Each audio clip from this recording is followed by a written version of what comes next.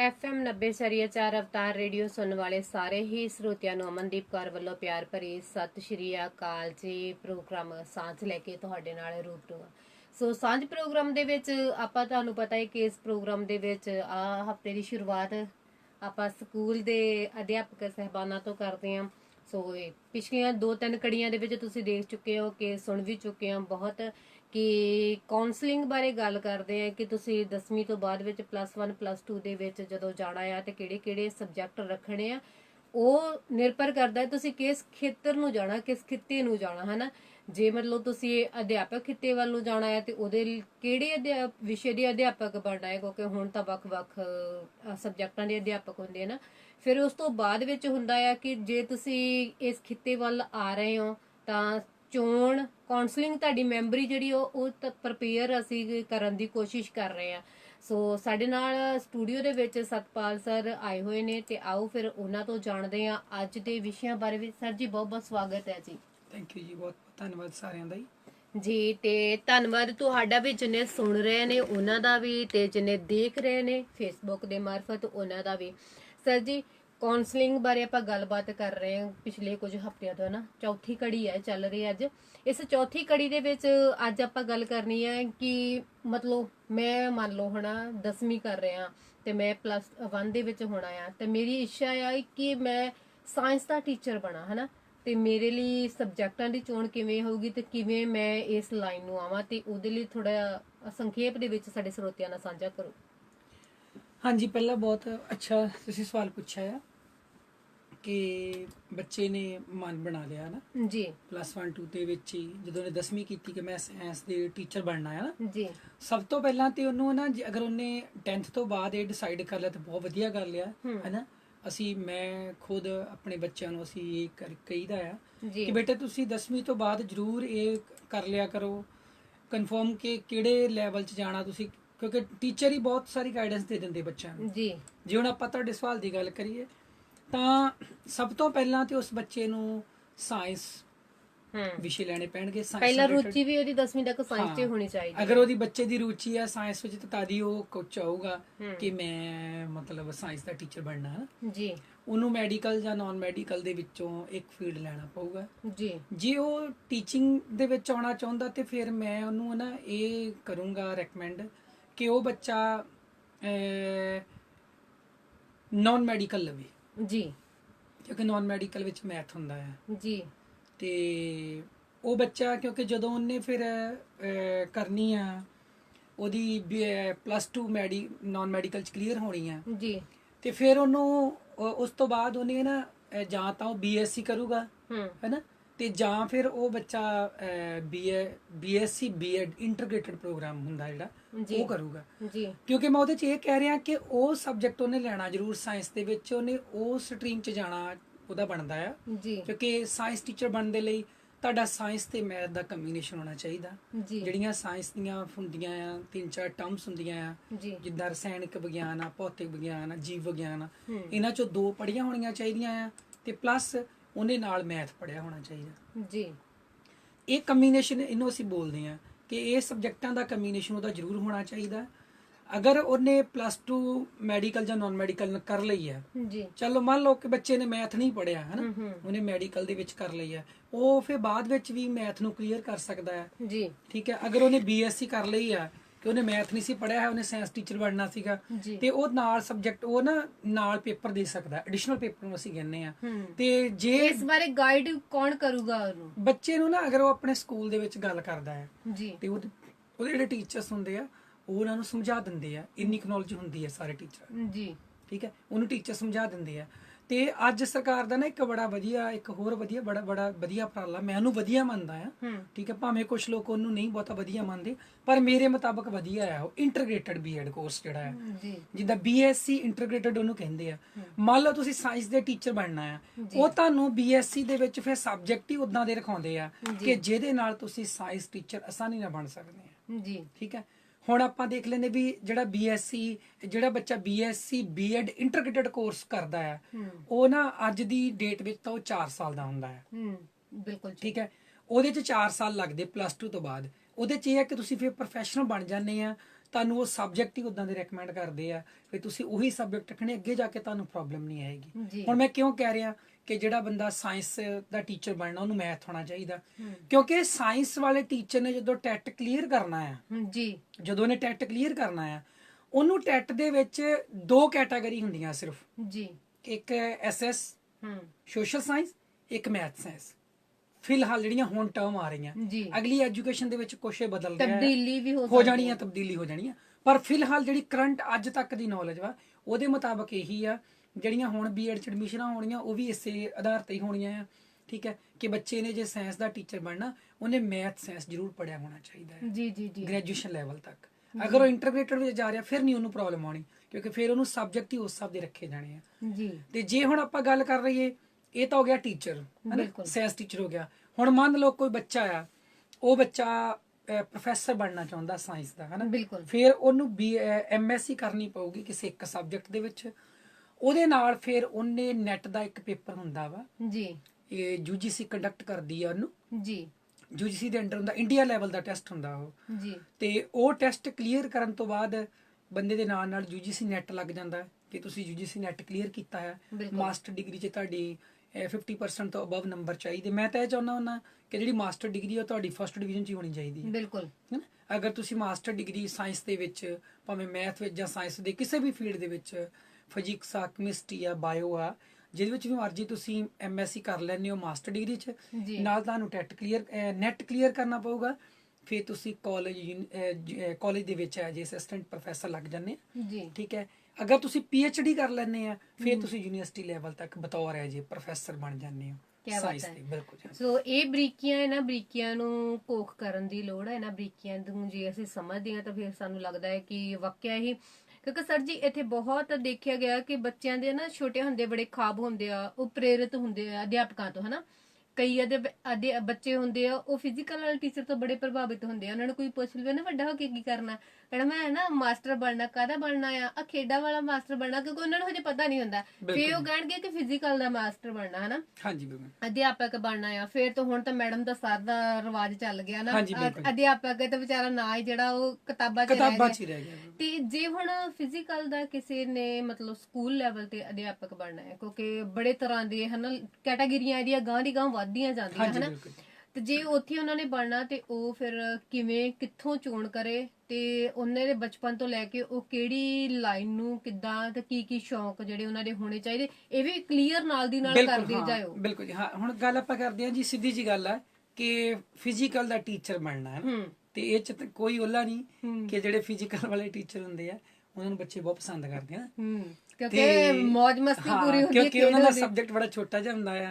ਕੰਮ ਵੈਸੇ ਬਹੁਤ ਜ਼ਿਆਦਾ ਹੁੰਦਾ ਡੀਪੀ ਦਾ ਜੀ, ਵੀ ਇਹ ਵੀ ਨਹੀਂ ਕਹਿਣਾ ਚਾਹੀਦਾ। ਮੈਂ ਸੁਣਿਆ ਵਾ ਕਿ ਡੀਪੀ ਟੀਚਰ ਵਿਹਲੇ ਹੁੰਦੇ ਆ, ਪਰ ਸਾਡੇ ਸਕੂਲ 'ਚ ਇਦਾਂ ਦਾ ਕੋਈ ਗੱਲ ਨਹੀਂ। ਡੀਪੀ ਟੀਚਰ ਵਿਹਲੇ ਨਹੀਂ ਹੁੰਦੇ, ਵੈਸੇ ਵਿਹਲੇ ਉਹਨਾਂ ਨੂੰ ਕਰਾਰ ਕਰ ਦਿੱਤਾ ਜਾਂਦਾ ਸਾਰੇ ਸਕੂਲ ਦੀ ਨਿਗਰਾਨੀ, ਬਿਲਕੁਲ। ਤੇ ਗੇਮਾਂ ਵੱਲ ਉਹਨਾਂ ਦਾ ਪ੍ਰੈਸ਼ਰ, ਜਦੋਂ ਫਿਰ ਕੋਈ ਡਿਸਟ੍ਰਿਕਟ ਲੈਵਲ ਤੇ ਜਾਂ ਬਲਾਕ ਲੈਵਲ ਤੇ ਖੇਡਾਂ ਹੁੰਦੀਆਂ ਆ, ਤੇ ਉਦੋਂ ਉਹਨਾਂ ਨੂੰ ਪਤਾ ਹੁੰਦਾ ਵੀ ਕਿੱਦਾਂ ਐਡਜਸਟਮੈਂਟ ਕਰਨੀ ਹੁੰਦੀ। ਚਲੋ ਆਪਾਂ ਇਹ ਬਰਡਨ ਨਾ ਬੱਚਿਆਂ ਨੂੰ ਦਈਏ, ਪਹਿਲਾਂ ਸ਼ੌਂਕੀਆ ਤੌਰ ਤੇ ਲੈ ਕੇ ਵੀ ਉਹ ਬੱਚਿਆਂ ਨੇ ਜਿਹੜਾ ਟੀਚਰ ਆ ਕਿੱਦਾਂ ਬਣਨਾ।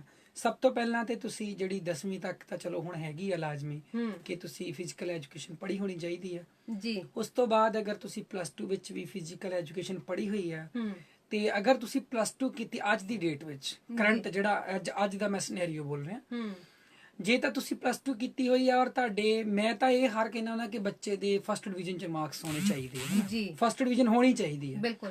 ਤੁਸੀਂ ਫਸਟ ਡਿਵੀਜ਼ਨ ਦੇ ਵਿੱਚ ਕੀਤੀ ਆ +2, ਠੀਕ ਹੈ, ਤੇ ਚਲੋ ਸੈਕੰਡ ਵਾਲੇ ਵੀ ਕਰ ਸਕਦੇ ਆ, 50% ਵਾਲੇ ਵੀ ਜਾ ਸਕਦੇ, ਐਡੀ ਕੋਈ ਗੱਲ ਨਹੀਂ ਹੈਗੀ, ਪਰ ਉਹ ਥੋੜਾ ਕੈਟਾਗਰੀ ਹੇਠ ਆ ਜਾਂਦੀ ਹੈ ਨਾ। ਤੇ ਅਗਰ ਤੁਸੀਂ +2 ਫਿਜ਼ੀਕਲ ਦੇ ਨਾਲ ਕੀਤੀ ਆ ਤੇ ਤੁਹਾਡੇ ਫਸਟ ਡਿਵੀਜ਼ਨ 'ਚ 60% ਦੇ ਲੈਵਲ ਦੇ ਨੰਬਰ ਹੈਗੇ ਆ, ਫਿਰ ਤੁਹਾਨੂੰ ਆਸਾਨੀ ਨਾਲ ਐਡਮਿਸ਼ਨ ਮਿਲ ਜਾਂਦੀ ਹੈ। ਉਹ ਹੁੰਦਾ ਡੀਪੀਐਡ। ਹਾਂ, ਅਗਰ ਤੁਸੀਂ +2 ਤੋਂ ਬਾਅਦ ਇਹ ਕਿੰਨੇ ਚਿਰ ਦਾ ਹੁੰਦਾ ਹੈ? ਇਹ 2 ਸਾਲ ਦਾ ਹੁੰਦਾ ਜੀ, ਡਿਪਲੋਮਾ ਕੋਰਸ ਇਹਨੂੰ ਅਸੀਂ ਕਹਿੰਦੇ ਆ। ਇਹ 2 ਸਾਲ ਦਾ ਹੁੰਦਾ ਆ, ਤੇ ਇਹ ਵੀ ਇੰਟਰਗ੍ਰੇਟਡ ਪ੍ਰੋਗਰਾਮ ਹੁੰਦੇ ਆ ਜੀ, ਕਿ ਤੁਸੀਂ ਜਿੱਦਾਂ ਨਾ ਡੀਪੀਐਡ, ਬੀਪੀਐਡ ਤੇ ਐਮਪੀਐਡ ਇੰਟਰਗ੍ਰੇਟਡ ਵੀ ਕਰ ਸਕਦੇ ਆ। ਇਹਦੀ ਕੈਟਾਗਰੀ ਹੁੰਦੀ ਤੁਹਾਡਾ 1 ਸਾਲ ਜਿਹੜਾ ਬਚ ਜਾਂਦਾ ਵਿੱਚ ਜੀ। ਉਹਦੇ 'ਚ ਇਹ ਹੁੰਦਾ ਕਿ ਅਗਰ ਤੁਸੀਂ +2 ਕੀਤੀ ਹੈ ਤੇ ਉਸ ਤੋਂ ਬਾਅਦ ਤੁਸੀਂ ਡੀਪੀਐਡ ਕਰ ਲਓ ਜੀ, ਹੈਨਾ। ਅਗਰ ਤੁਸੀਂ ਬੀਏ ਕੀਤੀ ਹੋਈ ਹੈ ਬੈਚਲਰ, ਪਰ ਸ਼ਰਤ ਇਹ ਵੀ ਹੁੰਦੀ ਕਿ ਬੀਏ ਦੇ ਵਿੱਚ ਤੁਹਾਡਾ ਫਿਜ਼ੀਕਲ ਸਬਜੈਕਟ ਹੋਣਾ ਚਾਹੀਦਾ, ਫਿਰ ਬੀਪੀਐਡ ਹੁੰਦੀ ਹੈ, ਠੀਕ ਹੈ। ਫਿਰ ਜੇ ਤੁਸੀਂ ਬੀਪੀਐਡ ਦੀ ਫੁੱਲ ਫਾਰਮ ਆਪਾਂ ਜੇ ਲੈਣੀ ਹੋਵੇ, ਹਾਂਜੀ, ਬੈਚਲਰ ਆਫ ਫਿਜ਼ੀਕਲ ਐਜੂਕੇਸ਼ਨ ਹੁੰਦੀ ਹੈ ਕਿ ਉਹ ਤੁਸੀਂ ਇੱਕ ਬੈਚਲਰ ਲੈਵਲ ਦੇ ਫਿਜ਼ੀਕਲ ਦੇ ਟੀਚਰ ਬਣ ਜਾਂਦੇ ਆ, ਹੈਨਾ। ਫਿਰ ਬੀਪੀਐਡ ਤੋਂ ਬਾਅਦ, ਬੀਪੀਈਐਡ ਤੋਂ ਬਾਅਦ ਫਿਰ ਹੁੰਦੀ ਐਮਪੀਐਡ, ਠੀਕ ਹੈ, ਐਮਏ ਭਾਵ ਹਾਂ ਬਿਲਕੁਲ ਮਾਸਟਰ ਲੈਵਲ ਦਾ ਹੋ ਗਿਆ। ਹਾਂ, ਜੇ ਤੁਸੀਂ ਡੀਪੀਐਡ ਕੀਤੀ ਹੋਈ ਹੈ ਤੇ ਤੁਸੀਂ ਸਕੂਲ ਲੈਵਲ ਦੇ ਵਿੱਚ ਕੰਮ ਕਰ ਸਕਦੇ ਆ ਜੀ, ਠੀਕ ਹੈ, ਅਗਰ 10ਵੀਂ ਤੱਕ। ਹਾਂ, ਅਗਰ ਤੁਸੀਂ ਬੀਪੀਐਡ ਕੀਤੀ ਹੋਈ ਹੈ ਤੇ ਤੁਸੀਂ ਸਾਡੇ ਸੀਨੀਅਰ ਸੈਕੰਡਰੀ ਸਕੂਲ ਵਿੱਚ ਬਤੌਰ ਐਜ ਡੀਪੀ ਟੀਚਰ ਲੱਗ ਸਕਦੇ ਆ। ਅਗਰ ਤੁਸੀਂ ਐਮਐਡ ਕੀਤੀ ਹੋਈ ਹੈ, ਐਮਪੀਐਡ ਕੀਤੀ ਹੋਈ ਹੈ, ਫੁੱਲ ਫਾਰਮ, ਹਾਂਜੀ, ਮਾਸਟਰ ਹੋ ਗਈ ਐਜੂਕੇਸ਼ਨ, ਫਿਜ਼ੀਕਲ ਚ ਮਾਸਟਰ ਹੋ ਗਈ। ਅਗਰ ਤੁਸੀਂ ਐਮਪੀਐਡ ਕੀਤੀ ਹੈ ਤੇ ਤੁਸੀਂ ਕਾਲਜ ਲੈਵਲ ਦੇ ਵਿੱਚ ਪੜ੍ਹਾ ਸਕਦੇ ਆ। ਫਿਰ ਤੁਸੀਂ ਇਹਦੇ ਵਿੱਚ ਬਤੌਰ ਐਜ ਏ ਪੀਐਚਡੀ ਵੀ ਕਰ ਸਕਦੇ ਆ, ਠੀਕ ਹੈ, ਇਹਦਾ ਵੀ ਨੈਟ ਹੁੰਦਾ ਆ। ਤੁਸੀਂ ਬਤੌਰ ਇਹ ਪੀਐਚਡੀ ਕਰਕੇ ਤੁਸੀਂ ਫਿਰ ਕਾਲਜ ਦੇ ਵਿੱਚ ਜਾਂ ਯੂਨੀਵਰਸਿਟੀ ਦੇ ਵਿੱਚ ਬਤੌਰ ਐਜ ਏ ਅਸਿਸਟੈਂਟ ਪ੍ਰੋਫੈਸਰ ਲੱਗ ਜਾਂਦੇ ਆ ਫਿਜ਼ੀਕਲ ਦੇ, ਠੀਕ ਹੈ। ਤੇ ਇਹਦੇ ਚ ਮੈਂ ਇੱਕ ਗੱਲ ਹੋਰ ਐਡ ਕਰਨੀ ਚਾਹੂੰਗਾ ਕਿ ਇਹਦੇ ਵਿੱਚ ਬੱਚੇ ਦਾ ਰਿਸ਼ਟ ਪੁਸ਼ਟ ਹੋਣਾ, ਉਹਦਾ ਸਰੀਰਕ ਢਾਂਚਾ ਮਤਲਬ ਉਦਾਂ ਦਾ ਹੋਣਾ ਚਾਹੀਦਾ ਆ, ਉਹ ਬੱਚਾ ਤੰਦਰੁਸਤ ਹੋਣਾ ਚਾਹੀਦਾ ਆ, ਠੀਕ ਹੈ। ਤੇ ਉਹਦਾ ਜਿਹੜੀ ਸਕੂਲ ਲੈਵਲ ਤੇ ਕਾਲਜ ਲੈਵਲ ਦੇ ਵਿੱਚ ਉਹਨੇ ਗੇਮਾਂ 'ਚ ਵੱਧ ਤੋਂ ਵੱਧ ਪਾਰਟਿਸਿਪੇਟ ਕੀਤਾ ਹੋਣਾ ਚਾਹੀਦਾ। ਉਹਦੇ ਬੇਟਾ ਬਕਾਇਦਾ ਨੰਬਰ ਹੁੰਦੇ ਆ, ਜਿਵੇਂ ਕਿ ਹਾਂ ਫਾਰ ਐਗਜ਼ਾਮਪਲ ਅਗਰ ਤੁਹਾਡੀ ਕਿਤੇ ਸਿਲੈਕਸ਼ਨ ਹੋਣੀ ਆ, ਹੈਨਾ, ਜਿੱਦਾਂ ਹੁਣ ਵਧੀਆ ਸਕੂਲ ਆ ਜਿਵੇਂ ਸਾਡੇ ਸਕੂਲ ਦਾ ਇੱਕ ਨਾਮ ਹੈ, ਹੋਰ ਵੀ ਬਹੁਤ ਸਾਰੇ ਸਕੂਲ ਆ, ਜਦੋਂ ਵੀ ਇੱਕ ਡੀਪੀ ਟੀਚਰ ਨੂੰ ਸਿਲੈਕਟ ਕੀਤਾ ਜਾਂਦਾ ਆ ਤੇ ਸਭ ਤੋਂ ਪਹਿਲਾਂ ਉਹਦੀ ਹੈਲਥ ਦੇਖੀ ਜਾਂਦੀ ਆ ਜੀ, ਠੀਕ ਹੈ, ਕਿਉਂਕਿ ਹੈਲਥ ਪੱਖੋਂ ਵਧੀਆ ਹੋਏਗਾ ਤੇ ਬੱਚਾ ਨੂੰ ਟ੍ਰੇਨਡ ਕਰ ਸਕੇਗਾ, ਹੈਨਾ। ਕਿਉਂਕਿ ਇਦਾਂ ਨਾ ਹੋਵੇ ਕਿ ਹੋਵੇ ਡੀਪੀ ਤੇ ਅਸੀਂ ਉੱਥੇ ਸਕੂਲ ਦਾ ਚੱਕਰ ਲਵਾ ਦਈਏ ਤੇ ਡੀਪੀ ਵਿਚਾਰਾ ਪਹਿਲਾਂ ਹੀ। ਵੈਸੇ ਸਰ ਜੀ ਇਹ ਨੌਬਤ ਨਹੀਂ ਆਣੀ, ਕਿਉਂਕਿ ਜਿਹੜੇ ਡੀਪੀ ਟੀਚਰ ਹੁੰਦੇ ਆ ਉਹਨਾਂ ਦਾ ਹਿਸਾਬ ਹੀ ਇਦਾਂ ਦਾ ਹੁੰਦਾ, ਕਿਉਂਕਿ ਗੇਮਾਂ ਦੇ ਵਿੱਚ ਭੱਜ ਦੌੜ ਦੇ ਵਿੱਚ ਉਹਨਾਂ ਦਾ ਸਰੀਰ ਤਾਂ ਉਹਨਾਂ ਦਾ ਵੈਸੇ ਇਦਾਂ ਹੀ ਕੀ ਹੁੰਦਾ, ਪਤਲਾ ਹੀ ਹੁੰਦਾ। ਮੈਂ ਜਿੰਨੇ ਵੀ ਡੀਪੀ ਦੇਖੇ ਆ ਸਰੀਰ ਪਤਲਾ ਹੁੰਦਾ, ਪਰ ਉਹਨਾਂ ਤੇ ਚੁਸਤੀ ਬਹੁਤ ਹੁੰਦੀ ਆ। ਬਿਲਕੁਲ ਜੀ ਬਿਲਕੁਲ। ਜਿਹੜਾ ਵੀ ਕੋਈ ਬੱਚਾ ਗੇਮ ਦੇ ਵਿੱਚ ਭਾਗ ਲੈ ਰਿਹਾ ਆ ਉਹ ਦਿਮਾਗੀ ਤੌਰ ਤੇ ਬੜਾ ਤੇਜ਼ ਤੰਦਰੁਸਤ ਹੁੰਦਾ, ਹੈਨਾ, ਤੇ ਫਿਰ ਉਹ ਕਰ ਤਾਂ ਸਾਰਾ ਕੁਝ ਲੈਂਦਾ ਹੀ ਵੈਸੇ। ਬਿਲਕੁਲ, ਤੇ ਨਾਲ ਹੀ ਮੈਂ ਨਾ ਡੀਪੀ ਦੀਆਂ ਕੁਆਲਿਟੀਆਂ ਦੱਸਣਾ ਚਾਹੂੰਗਾ। ਬਿਲਕੁਲ, ਆਜੋ। ਪਹਿਲੇ ਨੰਬਰ ਤੇ ਕਿਹਾ ਕਿ ਰਿਸ਼ਟ ਪੁਸ਼ਟ ਹੋਣਾ ਚਾਹੀਦਾ, ਸਿਹਤ ਪੱਖੋਂ ਸੋਹਣਾ ਹੋਣਾ ਚਾਹੀਦਾ ਨਾ, ਇਹ ਨਹੀਂ ਕਿ ਉਹਦੀ ਸਿਹਤ ਵਧੀਆ ਹੋਣੀ ਚਾਹੀਦੀ ਹੈ, ਤੰਦਰੁਸਤ ਹੋਣਾ ਚਾਹੀਦਾ ਜੀ ਜੀ। ਹਾਂ, ਉਹਦੇ ਵਿਸ਼ਾ ਡਿਮਾਂਡ ਕਰਦਾ, ਉਹਦੀ ਪਰਸਨੈਲਿਟੀ ਇਸ ਗੱਲ ਦੀ ਡਿਮਾਂਡ ਕਰਦੀ ਹੈ। ਫਿਰ ਨਾ ਉਹ ਜਿਹੜੇ ਡੀਪੀ ਟੀਚਰ ਹੁੰਦੇ ਆ ਨਾ, ਉਹਨਾਂ ਦੀ ਵਿੱਚ ਇੱਕ ਖਾਸ ਗੱਲ ਇਹ ਹੋਣੀ ਚਾਹੀਦੀ ਹੈ ਕਿ ਉਹ ਮਿਲਾਪੜੇ ਸੁਭਾਅ ਦੇ ਹੋਣੇ ਚਾਹੀਦੇ ਆ। ਤੇ ਜਿਹੜੇ ਡੀਪੀ ਟੀਚਰਾਂ ਦੀ ਖਾਸ ਗੱਲ ਮੈਂ ਦੱਸ ਦਿੰਦਾ ਕਿ ਉਹਨਾਂ ਨੇ ਹਮੇਸ਼ਾ ਜਿੱਤਾਂ ਹਾਰਾਂ ਦਾ ਵਾਸਤਾ ਹੁੰਦਾ, ਤੇ ਡੀਪੀ ਟੀਚਰ ਬਹੁਤ ਵਧੀਆ ਹੁੰਦੇ, ਇਹ ਵੀ ਗੱਲ ਮੰਨਣ ਵਾਲੀ ਹੈ ਕਿ ਉਹ ਬੜੇ ਖੁਸ਼ ਮਿਜਾਜ ਹੁੰਦੇ ਆ, ਕਿਉਂਕਿ ਸਰ ਜੀ ਉਹਨਾਂ ਨੇ ਵੱਖ-ਵੱਖ ਬੰਦਿਆਂ ਨਾਲ ਵਾਹ ਪੈਂਦੇ। ਕਈ ਬੱਚੇ ਨਟਖਟ ਬੜੇ ਹੁੰਦੇ ਆ, ਕਈ ਗੁੱਸੇਲ ਹੁੰਦੇ, ਉਹਨਾਂ ਨੂੰ ਸਾਰਿਆਂ ਨੂੰ ਹੈਂਡਲ ਕਿਵੇਂ ਕਰਨਾ, ਇੱਕ ਡੀਪੀ ਦਾ ਕੰਮ ਹੁੰਦਾ ਕਿ ਸਾਰਿਆਂ ਨੂੰ ਇੱਕ ਬਣਾ ਕੇ ਰੱਖਣਾ, ਹਨਾ, ਤਾਂ ਫਿਰ ਉਹ ਮਿਲਾਪੜੇ ਤਾਂ ਜ਼ਰੂਰ ਹੋਣਗੇ ਨਾ। ਤੇ ਲਓ ਜੀ, ਫਿਰ ਜਿਹਨੇ ਡੀਪੀ ਬਣਨਾ ਆ ਤਾਂ ਫਿਰ ਉਹ ਇਹ ਵਾਲੇ ਕੋਰਸ, ਇਹ ਵਾਲੇ ਦਾ ਭਾਵ ਤੁਸੀਂ ਸੁਣ ਲਿਆ, ਕਿਹੜੇ ਕੋਰਸ ਕਰ ਸਕਦੇ ਆ। ਬੀਏ ਦੇ ਵਿੱਚ ਤੁਹਾਡੇ ਸਬਜੈਕਟ ਫਿਜ਼ੀਕਲ ਹੋਣਾ ਚਾਹੀਦਾ, ਪਲੱਸ 2 ਦੇ ਵਿੱਚ ਹੋਣਾ ਚਾਹੀਦਾ, ਤੇ ਕਿਸੇ ਇੱਕ ਜਾਂ ਦੋ ਗੇਮ ਦੇ ਵਿੱਚ ਵੱਖ-ਵੱਖ ਤੁਹਾਡੇ ਪਾਰਟਿਸਿਪੇਟ ਜ਼ਰੂਰ ਹੋਣੇ ਚਾਹੀਦੇ ਆ, ਤੇ ਸਰਟੀਫਿਕੇਟ ਤਾਂ ਮਿਲ ਹੀ ਜਾਂਦੇ ਜਦੋਂ ਫਿਰ ਤੁਸੀਂ ਜਿੱਤਦੇ ਹੋ ਨਾ। ਤੇ ਇਸੇ ਤਰ੍ਹਾਂ ਦੀਆਂ ਚੀਜ਼ਾਂ ਨੂੰ ਲੈ ਕੇ ਵੱਲੋਂ ਇਸ ਸਬਜੈਕਟਾਂ ਨੂੰ ਲੈ ਕੇ ਅਸੀਂ ਅੱਜ ਕਾਉਂਸਲਿੰਗ ਕਰ ਰਹੇ, ਪਹਿਲਾਂ ਵੀ ਵੈਸੇ ਕਰ ਰਹੇ ਸੀਗੇ। ਰੋਜ਼ ਕੁਝ ਨਾ ਕੁਝ ਹੁੰਦਾ। ਪਿਛਲੀ ਵਾਰੀ ਸੀਗਾ ਕਿ ਅਸੀਂ ਕਿਸੇ ਨੇ ਵਕੀਲ ਬਣਨਾ ਆ, ਕਿਸੇ ਨੇ ਜੱਜ ਬਣਨਾ ਆ, ਕਿਸੇ ਨੇ ਮਤਲਬ ਅਸੀਂ ਜੀ ਬੈਂਕ ਵਿੱਚ ਲੱਗਣਾ, ਹਨਾ। ਸਰ ਜੀ ਹੁਣ ਆਉਨੇ ਆ ਕਿ ਜੇ ਕਿਸੇ ਨੇ ਹਿਸਟਰੀ ਦਾ ਟੀਚਰ ਬਣਨਾ ਹੈ ਨਾ, ਕਿਉਂਕਿ ਹੁਣ ਤਾਂ ਸਾਰੇ ਸਕੂਲਾਂ ਦੇ ਵਿੱਚ ਪੀਰੀਅਡ ਵਾਈਜ਼ ਹੋ ਗਿਆ ਨਾ। ਅੱਗੇ ਤੇ ਇੱਕ ਅਧਿਆਪਕ 5ਵੀਂ ਤੱਕ ਪੜ੍ਹਾ ਦਿੰਦਾ ਸੀ, ਹੁਣ ਤਾਂ ਉਹ ਵੀ ਸਾਰਾ ਸਿਸਟਮ ਹੋ ਗਿਆ। ਮਤਲਬ ਆਪਾਂ ਕਹੀਏ ਸਮਾਜਿਕ ਸਿੱਖਿਆ, ਹਨਾ, ਪੰਜਾਬੀ ਦੇ ਵਿੱਚ ਜਿਹੜਾ ਸਮਾਜਿਕ ਸਿੱਖਿਆ ਦਾ ਅਧਿਆਪਕ ਬਣਨਾ ਹੈ ਤੇ ਉਹਦੀ 5ਵੀਂ ਤੋਂ ਪੜ੍ਹਾਈ ਸਮਾਜਿਕ ਸ਼ੁਰੂ ਹੁੰਦੀ ਹੈ ਕਿ ਤੀਜੀ ਤੋਂ ਮੈਨੂੰ ਨਹੀਂ ਪਤਾ, ਹਨਾ, ਤੁਹਾਨੂੰ ਪਤਾ ਹੈ ਸਭ ਤੋਂ। ਉਹ ਕਿਵੇਂ ਦੇ ਮਤਲਬ ਉਹਦੀ ਕਿੰਨੇ ਕੁ % ਪਹਿਲਾਂ ਤੋਂ ਹੋਣੇ ਚਾਹੀਦੇ ਆ, ਤੇ ਫਿਰ ਗਾਂ ਪਲੱਸ 2 ਦੇ ਵਿੱਚ ਤੇ ਨਾਲ ਉਹਦੇ ਕੰਬੀਨੇਸ਼ਨ ਕਿਹੜਾ ਸਬਜੈਕਟ ਹੋਣਾ ਚਾਹੀਦਾ ਆ ਤੇ ਗਾਂ ਦੀ ਗਾਂ ਪੜ੍ਹਾਈ ਦੇ ਲਈ। ਹਾਂਜੀ, ਪਹਿਲੇ ਨੰਬਰ ਤੇ ਤਾਂ ਨਾ ਮੈਂ ਇਸ ਮਾਧਿਅਮ ਦੇ ਥਰੂ ਸਾਰਿਆਂ ਨੂੰ ਇਹ ਸਮਝਾਉਣਾ ਚਾਹੁੰਦਾ ਜੀ ਕਿ ਜਿਹੜਾ ਸੋਸ਼ਲ ਸਾਇੰਸ ਹੋਣਾ ਸੀ ਇਹਨੂੰ ਕਹਿਣ ਲੱਗ ਪਏ ਆ ਸੋਸ਼ਲ ਸਾਇੰਸ, ਸਮਾਜਿਕ ਵਿਗਿਆਨ। ਪਹਿਲਾਂ ਸਮਾਜਿਕ ਸਿੱਖਿਆ ਕਿਹਾ ਜਾਂਦਾ ਸੀ ਜੀ, ਤੇ ਬੱਚੇ ਨਾ ਇਹ ਜਿਹੜਾ ਇਹ ਹੈਗਾ ਸਮਾਜਿਕ ਸਿੱਖਿਆ ਜਿਹਨੂੰ ਪਹਿਲਾਂ ਕਹਿੰਦੇ ਸੀ ਨਾ, ਇਹਨੂੰ ਬੱਚੇ ਨਾ ਇਹ ਬਹੁਤਾ ਪਸੰਦ ਨਹੀਂ ਕਰਦੇ ਇਸ ਵਿਸ਼ੇ ਨੂੰ, ਹੈਨਾ।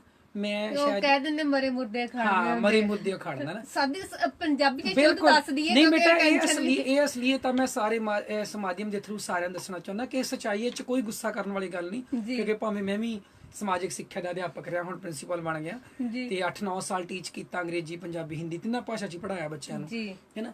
ਤੇ ਉਹਦਾ ਕਾਰਨ ਇਹ ਸੀਗਾ ਕਿ ਪਹਿਲੇ ਨੰਬਰ ਤੇ ਤਾਂ ਜਿਹੜੇ ਜਦੋਂ ਤੁਸੀਂ ਬਣਨਾ ਸਮਾਜਿਕ ਵਿਗਿਆਨ ਦੇ ਟੀਚਰ ਬਣਨਾ ਪਹਿਲੇ ਨੰਬਰ ਤੇ ਤੁਹਾਡੀ ਨਾ ਲੈਂਗੁਏਜ ਤੇ ਕਮਾਂਡ ਹੋਣੀ ਚਾਹੀਦੀ ਬਹੁਤ ਅੱਛੀ, ਲੈਂਗੁਏਜ ਬੋਲਣ ਪੰਜਾਬੀ ਹਿੰਦੀ ਅੰਗਰੇਜ਼ੀ ਦੀ ਤੁਹਾਡੀ ਕਮਾਂਡ ਹੋਣੀ ਚਾਹੀਦੀ, ਠੀਕ ਹੈ, ਇੱਕ ਤੇ ਜ਼ਰੂਰ ਹੋਣੀ ਚਾਹੀਦੀ ਹੈ ਬਿਲਕੁਲ, ਕਿਸੇ ਖਾਸ ਵਿਸ਼ੇ ਕਿਸੇ ਹਾਂ। ਤੇ ਦੂਜੇ ਨੰਬਰ ਤੇ ਹੁਣ ਤੁਸੀਂ ਸਮਾਜਿਕ ਸਿੱਖਿਆ ਦੇ ਟੀਚਰ ਬਣਨਾ ਹੈ, ਪਹਿਲੇ ਨੰਬਰ ਤੇ ਤੁਸੀਂ 10ਵੀਂ ਤੱਕ ਤੁਹਾਡੇ ਸਮਾਜਿਕ ਵਧੀਆ ਹੋਊਗੀ ਤਾਂ ਫੇਰ ਤੁਸੀਂ ਸੋਚ ਸਕਦੇ ਆ, ਠੀਕ ਹੈ, ਤੁਹਾਡੀ ਰੁਚੀ ਵੀ ਹੋਣੀ ਚਾਹੀਦੀ ਹੈ।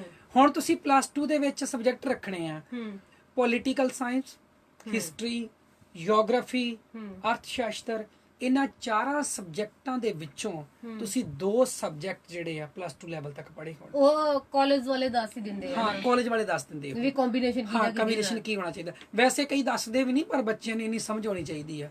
ਹੁਣ ਪਲੱਸ 2 ਤੋਂ ਬਾਅਦ ਜਦੋਂ ਤੁਸੀਂ ਕਾਲਜ 'ਚ ਜਾਣਾ ਆ, ਕਾਲਜ ਦੇ ਵਿੱਚ ਤੁਹਾਡੇ ਗ੍ਰੈਜੂਏਸ਼ਨ ਦੇ ਵਿੱਚ ਇਹਨਾਂ 4 ਸਬਜੈਕਟਾਂ ਤੋਂ ਮੈਂ ਦੁਬਾਰਾ ਫੇਰ ਰਿਪੀਟ ਕਰਦਾ ਜੀ, ਇਕਨੋਮਿਕਸ, ਹਿਸਟਰੀ, ਪੋਲੀਟੀਕਲ ਸਾਇੰਸ ਤੇ ਜਿਓਗ੍ਰਾਫੀ, ਇਹਨਾਂ ਚਾਰਾਂ ਦੇ ਵਿੱਚੋਂ ਤੁਸੀਂ ਬੀਏ ਦੇ ਲੈਵਲ ਤੇ 2 ਸਬਜੈਕਟ ਪੜ੍ਹੇ ਹੋਣੇ ਚਾਹੀਦੇ। ਬਿਲਕੁਲ, ਕਿਉਂਕਿ ਉਹਨਾਂ ਸਾਰੀਆਂ ਚੀਜ਼ਾਂ ਦੇ ਵਿੱਚ ਹਿਸਟਰੀ ਹੈਗੀ ਬਿਲਕੁਲ ਜੀ ਹਾਂ, ਤੁਸੀਂ ਉਹ 2 ਵਿਸ਼ੇ ਪੜ੍ਹੇ ਹੋਣੇ ਚਾਹੀਦੇ ਆ। ਫਿਰ ਜਦੋਂ ਤੁਸੀਂ ਬੀਐਡ 'ਚ ਜਾਣਾ ਉੱਥੇ ਤੁਹਾਡੇ ਦੋਨੋਂ ਕੰਬੀਨੇਸ਼ਨ ਦੇਖੇ ਜਾਣੇ ਆ, ਗੱਲ ਫਿਰ ਉੱਥੇ ਆ ਜਾਂਦੀ ਆ। ਅਗਰ ਤੁਸੀਂ ਬੀਏ ਵਿੱਚ ਨਹੀਂ ਪੜ੍ਹੇ ਹੋਣਗੇ ਫਿਰ ਤੁਹਾਨੂੰ ਐਡੀਸ਼ਨਲ ਪੇਪਰ ਦੇਣੇ ਪੈਣਗੇ, ਵੱਖਰਾ ਪੇਪਰ ਦੇਣਾ ਪਊਗਾ। ਫਿਰ ਉਹ ਇੱਕਦਮ ਜਦੋਂ ਉਹ ਪੇਪਰਾਂ ਦੇ ਲੱਗ ਗਿਆ ਕਿ ਵੀ ਮੈਮਰੀ 'ਚ ਬਣਿਆ, ਕਿਉਂਕਿ ਜਦੋਂ ਇਹ ਆਪਾਂ ਗ੍ਰੈਜੂਏਸ਼ਨ ਦੇ ਤੱਕ ਆਪਾਂ ਹਿਸਟਰੀ ਪੜ੍ਹੀ ਆ, ਆਪਾਂ ਨੂੰ ਪਤਾ ਆ ਕੀ ਹੈ ਸਾਰਾ ਕੁਝ ਹੈ ਨਾ, ਤੇ ਔਖਾ ਨਹੀਂ ਹੁੰਦਾ ਅੱਗੇ ਜਾ ਕੇ। ਜੀ ਸਰ ਜੀ। ਤੇ ਹੁਣ ਜਦੋਂ ਤੁਸੀਂ ਬੀਐਡ ਕਰਨੀ ਆ ਉੱਥੇ ਤੁਹਾਡੇ ਦੋਨੋਂ ਸਬਜੈਕਟ ਦੇਖੇ ਜਾਣੇ ਆ, ਠੀਕ ਹੈ। ਹੁਣ ਆਫਟਰ ਬੀਐਡ ਜੋ ਤੁਸੀਂ ਹੁਣ ਬੀਐਡ ਕਰ ਲਈ ਹੈ ਹੈਨਾ, ਬੀਐਡ ਤੋਂ ਬਾਅਦ ਫੇਰ ਕਿਤੇ ਵੀ ਤੁਸੀਂ ਜੌਬ ਲੈਣੀ ਆ ਉੱਥੇ ਵੀ ਭਾਵੇਂ ਤੁਸੀਂ ਸਰਕਾਰੀ ਚ ਆ ਭਾਵੇਂ ਪ੍ਰਾਈਵੇਟ ਚ ਆ, ਫਿਰ ਉੱਥੇ ਤੁਹਾਡੇ ਇਹਨਾਂ ਦੋਨਾਂ ਸਬਜੈਕਟਾਂ ਦੇ ਉੱਪਰ ਤੁਹਾਡੀ ਮਾਸਟਰੀ ਹੋਣੀ ਚਾਹੀਦੀ ਹੈ। ਕਿਉਂਕਿ ਸਕੂਲ ਲੈਵਲ ਤੱਕ ਇਹ ਚਾਰੋਂ ਹੀ ਵਿਸ਼ੇ ਬੱਚੇ ਨੂੰ ਤੁਸੀਂ 6ਵੀਂ ਤੋਂ ਲੈ ਕੇ 10ਵੀਂ ਤੱਕ ਪੜਾਉਣੇ ਆ, ਤੇ 2 ਦੇ ਵਿੱਚ ਤੁਹਾਡੀ ਮਾਸਟਰੀ ਹੋਊਗੀ, ਫਿਰ ਤੁਸੀਂ ਬੱਚੇ ਨਾਲ ਇਨਸਾਫ ਕਰ ਸਕਦੇ ਡਬਲ ਐਮਏ ਹੋਵੇ ਨਾ। ਹਾਂ ਫਿਰ ਹਾਂ ਠੀਕ ਹੈ, ਉਹ ਤਾਂ ਚਲੋ ਵੱਖਰੀ ਗੱਲ ਆ। ਇਹਨਾਂ ਦੋਨਾਂ ਵਿਸ਼ਿਆਂ ਨੂੰ ਤੁਸੀਂ ਬੀਏ ਲੈਵਲ ਤੇ ਜ਼ਰੂਰ ਪੜਿਆ ਹੋਣਾ ਚਾਹੀਦਾ, ਫਿਰ ਤੁਸੀਂ ਉੱਥੇ ਜਾ ਕੇ ਬੱਚਿਆਂ ਨੂੰ ਪੜ੍ਹਾ ਸਕਦੇ ਆ। ਕਿਉਂਕਿ ਅੱਜ ਦੇ ਜ਼ਮਾਨੇ 'ਚ ਜੇ ਮੈਂ ਗੱਲ ਕਰਾਂ ਨਾ ਅੱਜ ਦੀ ਡੇਟ ਦੀ, ਤੇ ਬੇਟੇ ਜਿਹੜੇ ਬੱਚੇ ਸੋਚ ਰਹੇ ਕਿ ਅਸੀਂ ਟੀਚਿੰਗ ਲਾਈਨ 'ਚ ਆਉਣਾ ਆ ਤੇ ਇਹ ਵਿਸ਼ੇ ਨੂੰ ਪੜਾਉਣਾ ਆਪਣੇ ਆਪ ਵਿੱਚ ਬਹੁਤ ਫਖਰ ਵਾਲੀ ਗੱਲ ਹੈ। ਤੁਹਾਨੂੰ ਬਿਗ ਨੌਲੇਜ ਹੋਣੀ ਚਾਹੀਦੀ ਹੈ, ਕਿਉਂਕਿ ਅੱਜ ਕੱਲ ਕਰੰਟ ਇਸ਼ੂ ਸਾਰੇ ਹੋਣੇ ਚਾਹੀਦੇ ਆ, ਠੀਕ ਹੈ, ਤਾਂ ਕਿ ਕਿਉਂਕਿ ਬੱਚੇ ਅੱਜ ਕੱਲ ਇਦਾਂ ਦੇ ਕੁਐਸਚਨ ਪੁੱਛਦੇ ਆ। ਉਹ ਪੁਰਾਣਾ ਜ਼ਮਾਨਾ ਜਿਹੜਾ ਸਾਡੇ ਵਾਲਾ ਸੀ ਕਿ ਟੀਚਰਾਂ ਨੇ ਕਿਤਾਬਾਂ ਤੋਂ ਪੜ੍ਹਾਤਾ, ਗਾਈਡਾਂ ਤੋਂ ਨੋਟ ਕਰ ਲਿਆ, ਉਹ ਹੁਣ ਖਤਮ ਆ।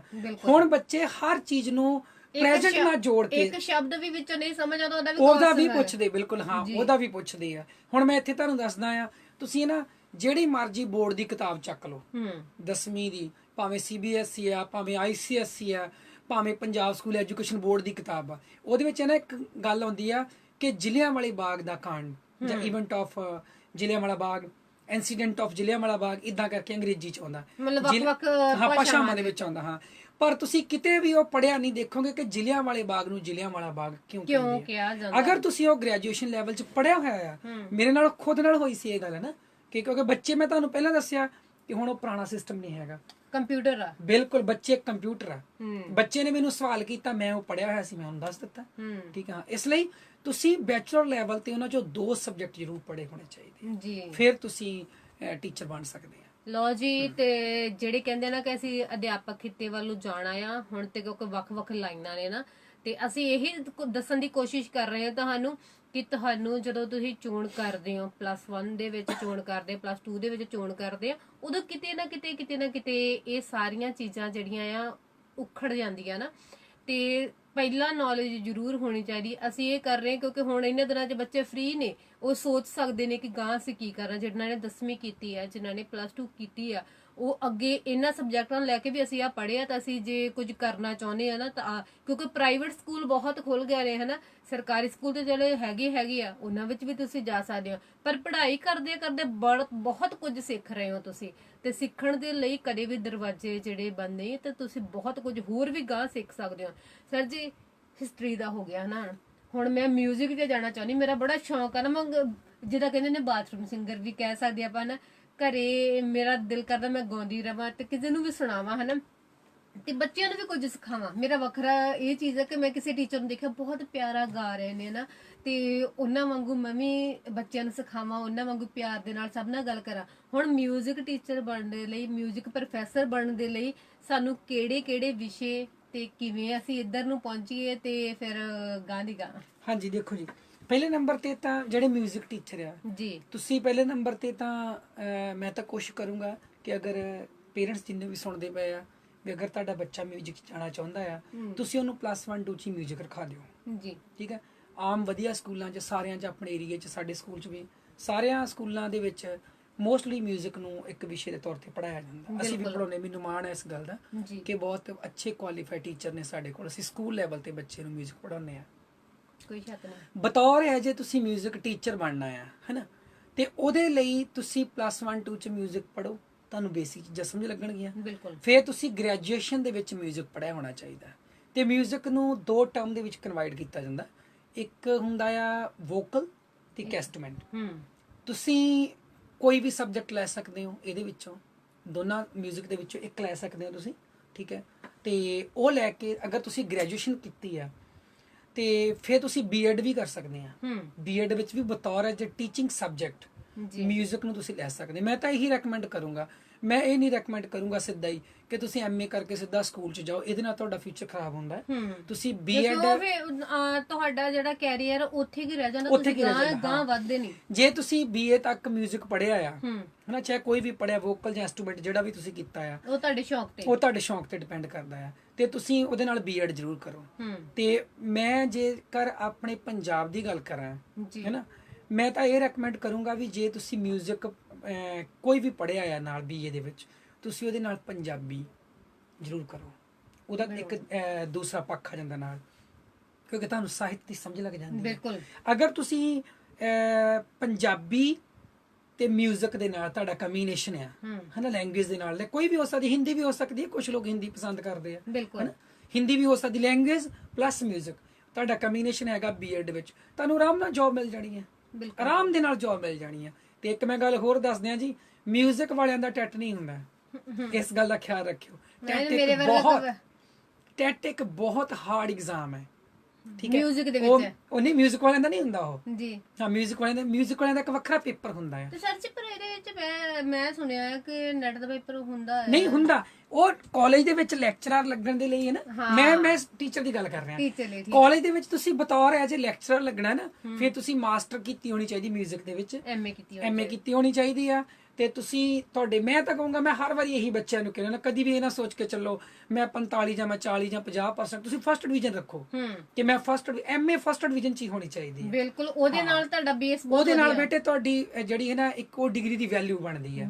ਬਾਕੀ ਮੈਂ ਜਿੰਨੇ ਵੀ ਇੱਥੇ ਮੇਰੇ ਸੁਣਨ ਵਾਲੇ ਪੇਰੈਂਟਸ ਜਾਂ ਬੱਚੇ ਸੁਣ ਰਹੇ ਆ, ਮੈਂ ਸਾਰਿਆਂ ਨੂੰ ਕਹੂੰਗਾ ਕਿ ਪੁੱਤ ਜਿਹੜੀ ਐਮਏ ਹੈ ਨਾ, ਉਹ ਯੂਨੀਵਰਸਿਟੀ ਤੋਂ ਕੀਤੀ ਜਾਵੇ ਤਾਂ ਜ਼ਿਆਦਾ ਵਧੀਆ ਹੈ। ਬਿਲਕੁਲ, ਰੈਗੂਲਰ ਯੂਨੀਵਰਸਿਟੀ, ਚਲੋ ਰੈਗੂਲਰ ਕਰ ਲਓ, ਜ਼ਿਆਦਾ ਵਧੀਆ ਆ।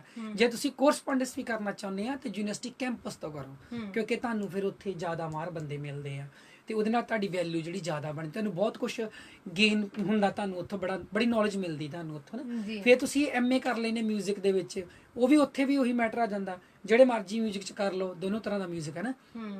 ਤੁਸੀਂ ਐਮਏ ਕਰ ਲਓ, ਉਸ ਤੋਂ ਬਾਅਦ ਤੁਸੀਂ ਨੈਟ ਦਾ ਐਗਜ਼ਾਮ ਦਿਓ, ਤੁਸੀਂ ਬਤੌਰ ਕਾਲਜ ਦੇ ਵਿੱਚ ਐਜ਼ ਅ ਲੈਕਚਰਰ ਲੱਗ ਜਾਂਦੇ। ਫਿਰ ਪੀਐਚਡੀ ਕਰ ਲਓ, ਫਿਰ ਤਾਂ ਤੁਸੀਂ ਡਾਕਟਰ ਬਣ ਜਾਂਦੇ ਮਿਊਜ਼ਿਕ ਦੇ ਵਿੱਚ ਨਾ। ਬੜੇ ਨਾਮ ਆ ਮਿਊਜ਼ਿਕ ਦੇ, ਬੜੇ ਟੀਚਰ ਨੇ। ਸਰ ਜੀ ਪਹਿਲਾਂ ਹਨਾ, ਜਿਹੜੇ ਨਿਆਣਿਆਂ ਨੂੰ ਕਿਸੇ ਨੂੰ ਦੱਸਿਆ ਨਾ ਵੀ ਡਾਕਟਰ ਆ ਰਿਹਾ, ਉਹ ਤੇ ਕਹਿਣਗੇ ਵੀ ਟੀਕੇ ਲਾਉਣ ਵਾਲਾ ਡਾਕਟਰ ਹੀ ਆ ਹਨਾ, ਆ ਬੜਾ ਭੁਲੇਖਾ ਹਨਾ, ਇਹਨੂੰ ਭੁਲੇਖੇ ਨੂੰ ਥੋੜਾ ਕਲੀਅਰ ਕਰੋ। ਹਾਂਜੀ ਵੀ ਮੈਂ ਮੋਸਟਲੀ ਜਦੋਂ ਕਿਤੇ ਨਾ ਅਸੀਂ ਬੱਚਿਆਂ ਨੂੰ ਪੁੱਛਦੇ ਆ, ਆਦਤ ਬਣ ਗਈ ਨਾ ਹੁਣ ਤਾਂ, ਬਹੁਤ ਫੀਲਡ ਹੋ ਗਿਆ, 13 14 ਸਾਲ ਹੋ ਗਿਆ ਟੀਚਿੰਗ ਚ ਆਇਆ ਨੂੰ, ਤੇ ਉਹ ਜਦੋਂ ਕਿਤੇ ਬੱਚਿਆਂ ਨੂੰ 10th ਵਿੱਚੋਂ ਪੁੱਛੀਏ ਨਾ, ਬੇਟੇ ਤੂੰ ਕੀ ਬਣਨਾ ਪੜ੍ਹ ਕੇ, ਤੁਸੀਂ ਕੀ ਬਣਨਾ, ਬੱਚੇ ਕਹਿਣਗੇ ਮੈਂ ਡਾਕਟਰ ਬਣਨਾ। ਤੇ ਮੈਂ ਉੱਥੇ ਇੱਕ ਕੁਐਸਚਨ ਪੁੱਛਦਾ ਹੁੰਦਾ, ਬੇਟੇ ਬੰਦਿਆਂ ਦੇ ਡਾਕਟਰ ਬਣਨਾ, ਕਿਤਾਬਾਂ ਦੇ ਡਾਕਟਰ ਬਣਨਾ, ਇਹ ਫਸਲਾਂ ਦੇ ਡਾਕਟਰ ਬਣਨਾ ਕਿ ਪਸ਼ੂਆਂ ਦੇ ਡਾਕਟਰ ਬਣਨਾ? ਫਿਰ ਬੱਚੇ ਪੁੱਛਣਗੇ ਅੱਛਾ ਸਰ ਜੀ ਇੰਨੇ ਡਾਕਟਰ ਹੁੰਦੇ ਆ, ਇੰਨੇ ਵੀ ਡਾਕਟਰ ਹੁੰਦੇ ਆ। ਫਿਰ ਉਹਨਾਂ ਨੂੰ ਪਸ਼ੂਆਂ ਦੇ ਡਾਕਟਰ ਵੀ ਸਮਝ ਲੱਗ ਜਾਂਦਾ, ਪੌਦਿਆਂ ਦੇ ਡਾਕਟਰ ਵੀ, ਖੇਤੀਬਾੜੀ ਡਾਕਟਰ ਜਿਹੜੇ ਹੁੰਦੇ ਆ, ਹੈਨਾ।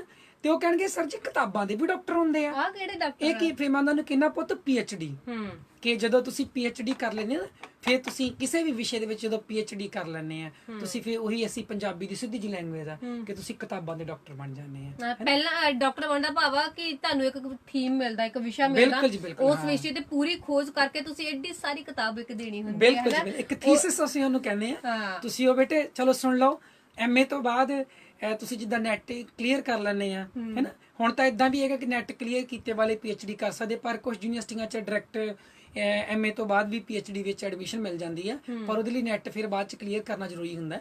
PhD ਵਿੱਚ ਇਦਾਂ ਹੁੰਦਾ ਬੇਟਾ, ਤੁਸੀਂ ਟੀਚਿੰਗ ਵਾਲੇ ਜ਼ਿਆਦਾਤਰ PhD ਕਰਦੇ ਆ, ਹੈਨਾ। ਚਲੋ ਆਪਾਂ ਇਦਾਂ ਵੀ ਨਹੀਂ ਕਹਿ ਸਕਦੇ, ਬਹੁਤ ਸਾਰੇ ਸਾਡੇ ਸਿਵਲ ਲਾਈਨ ਦੇ ਵਿੱਚ ਵੀ ਬਹੁਤ ਸਾਰੇ ਹੁੰਦੇ ਆ ਲੋਕ ਜਿਹੜੇ ਜਿਨ੍ਹਾਂ ਨੂੰ ਸ਼ੌਕ ਹੁੰਦਾ PhD ਕਰ ਲੈਂਦੇ ਆ। ਤੁਸੀਂ ਇੱਕ ਵਿਸ਼ੇ ਵਿੱਚ PhD ਕਰਨੀ ਹੁੰਦੀ ਯੂਨੀਵਰਸਿਟੀ ਦੇ ਵਿੱਚੋਂ, ਯੂਨੀਵਰਸਿਟੀ ਤੁਹਾਨੂੰ ਕੋਈ ਟੌਪਿਕ ਦਿੰਦੀ ਆ ਜਿੱਥੇ ਤੁਸੀਂ ਰਿਸਰਚ ਕਰਨੀ ਹੁੰਦੀ ਹੈ, ਖੋਜ ਕਰਨੀ ਹੁੰਦੀ ਹੈ। ਫਿਰ ਉਹ ਸਾਰਾ ਉਹਦਾ ਤੁਸੀਂ ਥੀਸਿਸ ਲਿਖਦੇ ਆ, ਉਹਦੀ ਚੈਕਿੰਗ ਹੁੰਦੀ ਆ, ਉਹਦੀਆਂ ਡੈਮੋ ਕਲਾਸਿਸ ਹੁੰਦੀਆਂ ਆ, ਫਿਰ ਉਸ ਤੋਂ ਬਾਅਦ ਤੁਹਾਨੂੰ ਡਿਗਰੀ ਦਿੱਤੀ ਜਾਂਦੀ ਆ। ਪਹਿਲਾਂ ਰਫ ਡਾਟਾ ਹੁੰਦਾ ਆ, ਬਿਲਕੁਲ ਜੀ, ਹਨਾ। ਜਿਹੜੇ ਤੁਹਾਡੇ ਪ੍ਰੋਫੈਸਰ ਉਹ ਚੈੱਕ ਕਰ ਰਹੇ ਆ, ਚੈੱਕ ਕਰਦੇ ਆ। ਜਿੱਦਾਂ ਭਾਵ ਕਿ ਹੁਣ ਸਰ ਨੇ ਕਰਨੀ ਹੋਵੇ PhD, ਹਨਾ, ਇਹਨਾਂ ਨੂੰ এনवायरमेंट ਵਿਸ਼ਾ ਮਿਲ ਗਿਆ ਨਾ, ਮੈਂ ਕਰਨੀ ਹੈ, ਮੇਰਾ ਸਾਇੰਸ ਦੇ ਵਿੱਚ ਜ਼ਿਆਦਾ ਰੁਚੀ ਹੈ, ਤੇ ਫਿਰ ਮੈਨੂੰ ਸਾਇੰਸ ਦਾ ਇੱਕ ਵਿਸ਼ਾ ਮਿਲ ਗਿਆ, ਹਨਾ, ਉਹਦੇ ਵਿੱਚ ਮੈਂ ਉਹਦੇ ਤੇ ਹੁਣ ਸਰ ਨੂੰ এনवायरमेंट ਦਾ ਮਿਲਿਆ, ਜਿੰਨੇ ਵੀ এনवायरमेंट ਵਾਲੇ ਮੈਂਬਰ ਆ, ਹਨਾ, ਕੋਈ ਕੰਮ ਕਰ ਰਹੇ ਆ, ਕੁਝ ਵੀ ਕਰ ਰਹੇ ਆ, ਇਹ ਉਹਨਾਂ ਨੂੰ ਮਿਲਣਗੇ, ਹਨਾ, ਤੇ ਉਹਨਾਂ ਤੇ ਖੋਜ ਵੀ ਕਰਨਗੇ ਤੇ ਨਾਲ ਦੀ ਨਾਲ ਸਾਰੀਆਂ ਚੀਜ਼ਾਂ ਨੂੰ ਬਿਆਨ ਕਰਨਗੇ, ਤੇ ਫਿਰ ਉਹ ਸਾਰੀ ਕਿਤਾਬ ਪਹਿਲਾਂ ਦਿਖਾਉਣਗੇ ਮਟੀਰੀਅਲ। ਕਈ ਵਾਰ ਉਹ ਮਟੀਰੀਅਲ ਉਹ ਵੇਸਟ ਕਰ ਦਿੰਦੇ ਵੀ ਇਹ ਨਹੀਂ ਤਾਂ, ਹਨਾ, ਕਾਪੀ ਕਈ ਲੋਕੀ ਉਹਦਾ ਕਾਪੀ ਕਰ ਲੈਂਦੇ, ਜਿੱਦਾਂ ਸਰ ਤੋਂ ਮੈਂ ਕਾਪੀ ਕਰ ਲਈ। ਇਹ ਵਾਲੀ ਆਪਸ਼ਨ ਉੱਥੇ ਨਹੀਂ ਹੈਗੀ, ਨਕਲ ਇਜ਼ ਬਿਲਕੁਲ ਜੀ, ਨਕਲ ਨਹੀਂ ਹੁੰਦੀ ਬੇਟੇ, ਨਕਲ ਨਹੀਂ ਹੁੰਦੀ। ਸੋ ਇਸ ਲਈ ਤੁਸੀਂ ਮੈਮਰੀ ਦੇ ਵਿੱਚ ਇਹ ਲੈ ਕੇ ਚੱਲੋ ਕਿ ਜੋ ਕਰਨਾ ਮੈਂ ਆਪਣੇ ਪੈਰਾਂ ਤੇ ਸਟੈਂਡ ਕਰਨਾ, ਕਿਉਂਕਿ ਨੌਕਰੀਆਂ ਤੁਹਾਡੀ ਕਾਬਲੀਅਤ, ਤੁਹਾਡੀ ਜ਼ੁਬਾਨ, ਤੁਹਾਡੇ ਲਹਿਜ਼ੇ ਦੇ ਨਾਲ ਮਿਲਦੀ ਆ, ਹਨਾ, ਤੇ ਕਿ ਤੁਸੀਂ ਕਿੰਨਾ ਕੁਝ ਕਰ ਚੁੱਕੇ ਆ, ਕੀ ਕਰ ਰਹੇ ਹੋ, ਇਹ ਸਾਰੀਆਂ ਚੀਜ਼ਾਂ ਨੂੰ। ਸਰ ਜੀ ਮਿਊਜ਼ਿਕ ਦੇ ਪ੍ਰੋਫੈਸਰ ਲੱਗ ਗਿਆ ਹੁਣ, ਹਨਾ, ਹਾਂਜੀ, ਬੱਚਿਆਂ ਨੂੰ ਕਿਵੇਂ ਮੋਲਡ ਕਰਨਾ ਇਹਦੇ ਵਿੱਚ ਹੁਣ, ਕਿ ਬੱਚੇ ਵੀ ਗਾਂ MA ਕਰਨ, ਇਹਦੀ PhD ਕਰਨ? ਉਹ ਨਾ ਜ਼ਿਆਦਾਤਰ ਜਦੋਂ ਮੈਂ ਵੀ ਹੁਣ ਯੂਨੀਵਰਸਿਟੀ ਲੈਵਲ, ਕਾਲਜ ਲੈਵਲ ਤੇ ਪੜ੍ਹਿਆ ਆ, ਜੇ ਤੁਸੀਂ ਮੇਰੀ ਗੱਲ ਕਰੋ ਨਾ, ਮੈਂ ਵੀ SS ਹਿੰਦੀ 'ਚ ਕਿਉਂ ਆਇਆ, ਕਿਉਂਕਿ ਮੈਨੂੰ ਇਹ ਟੀਚਰ ਸੋਹਣੇ ਮਿਲੇ ਆ, ਹੈਨਾ।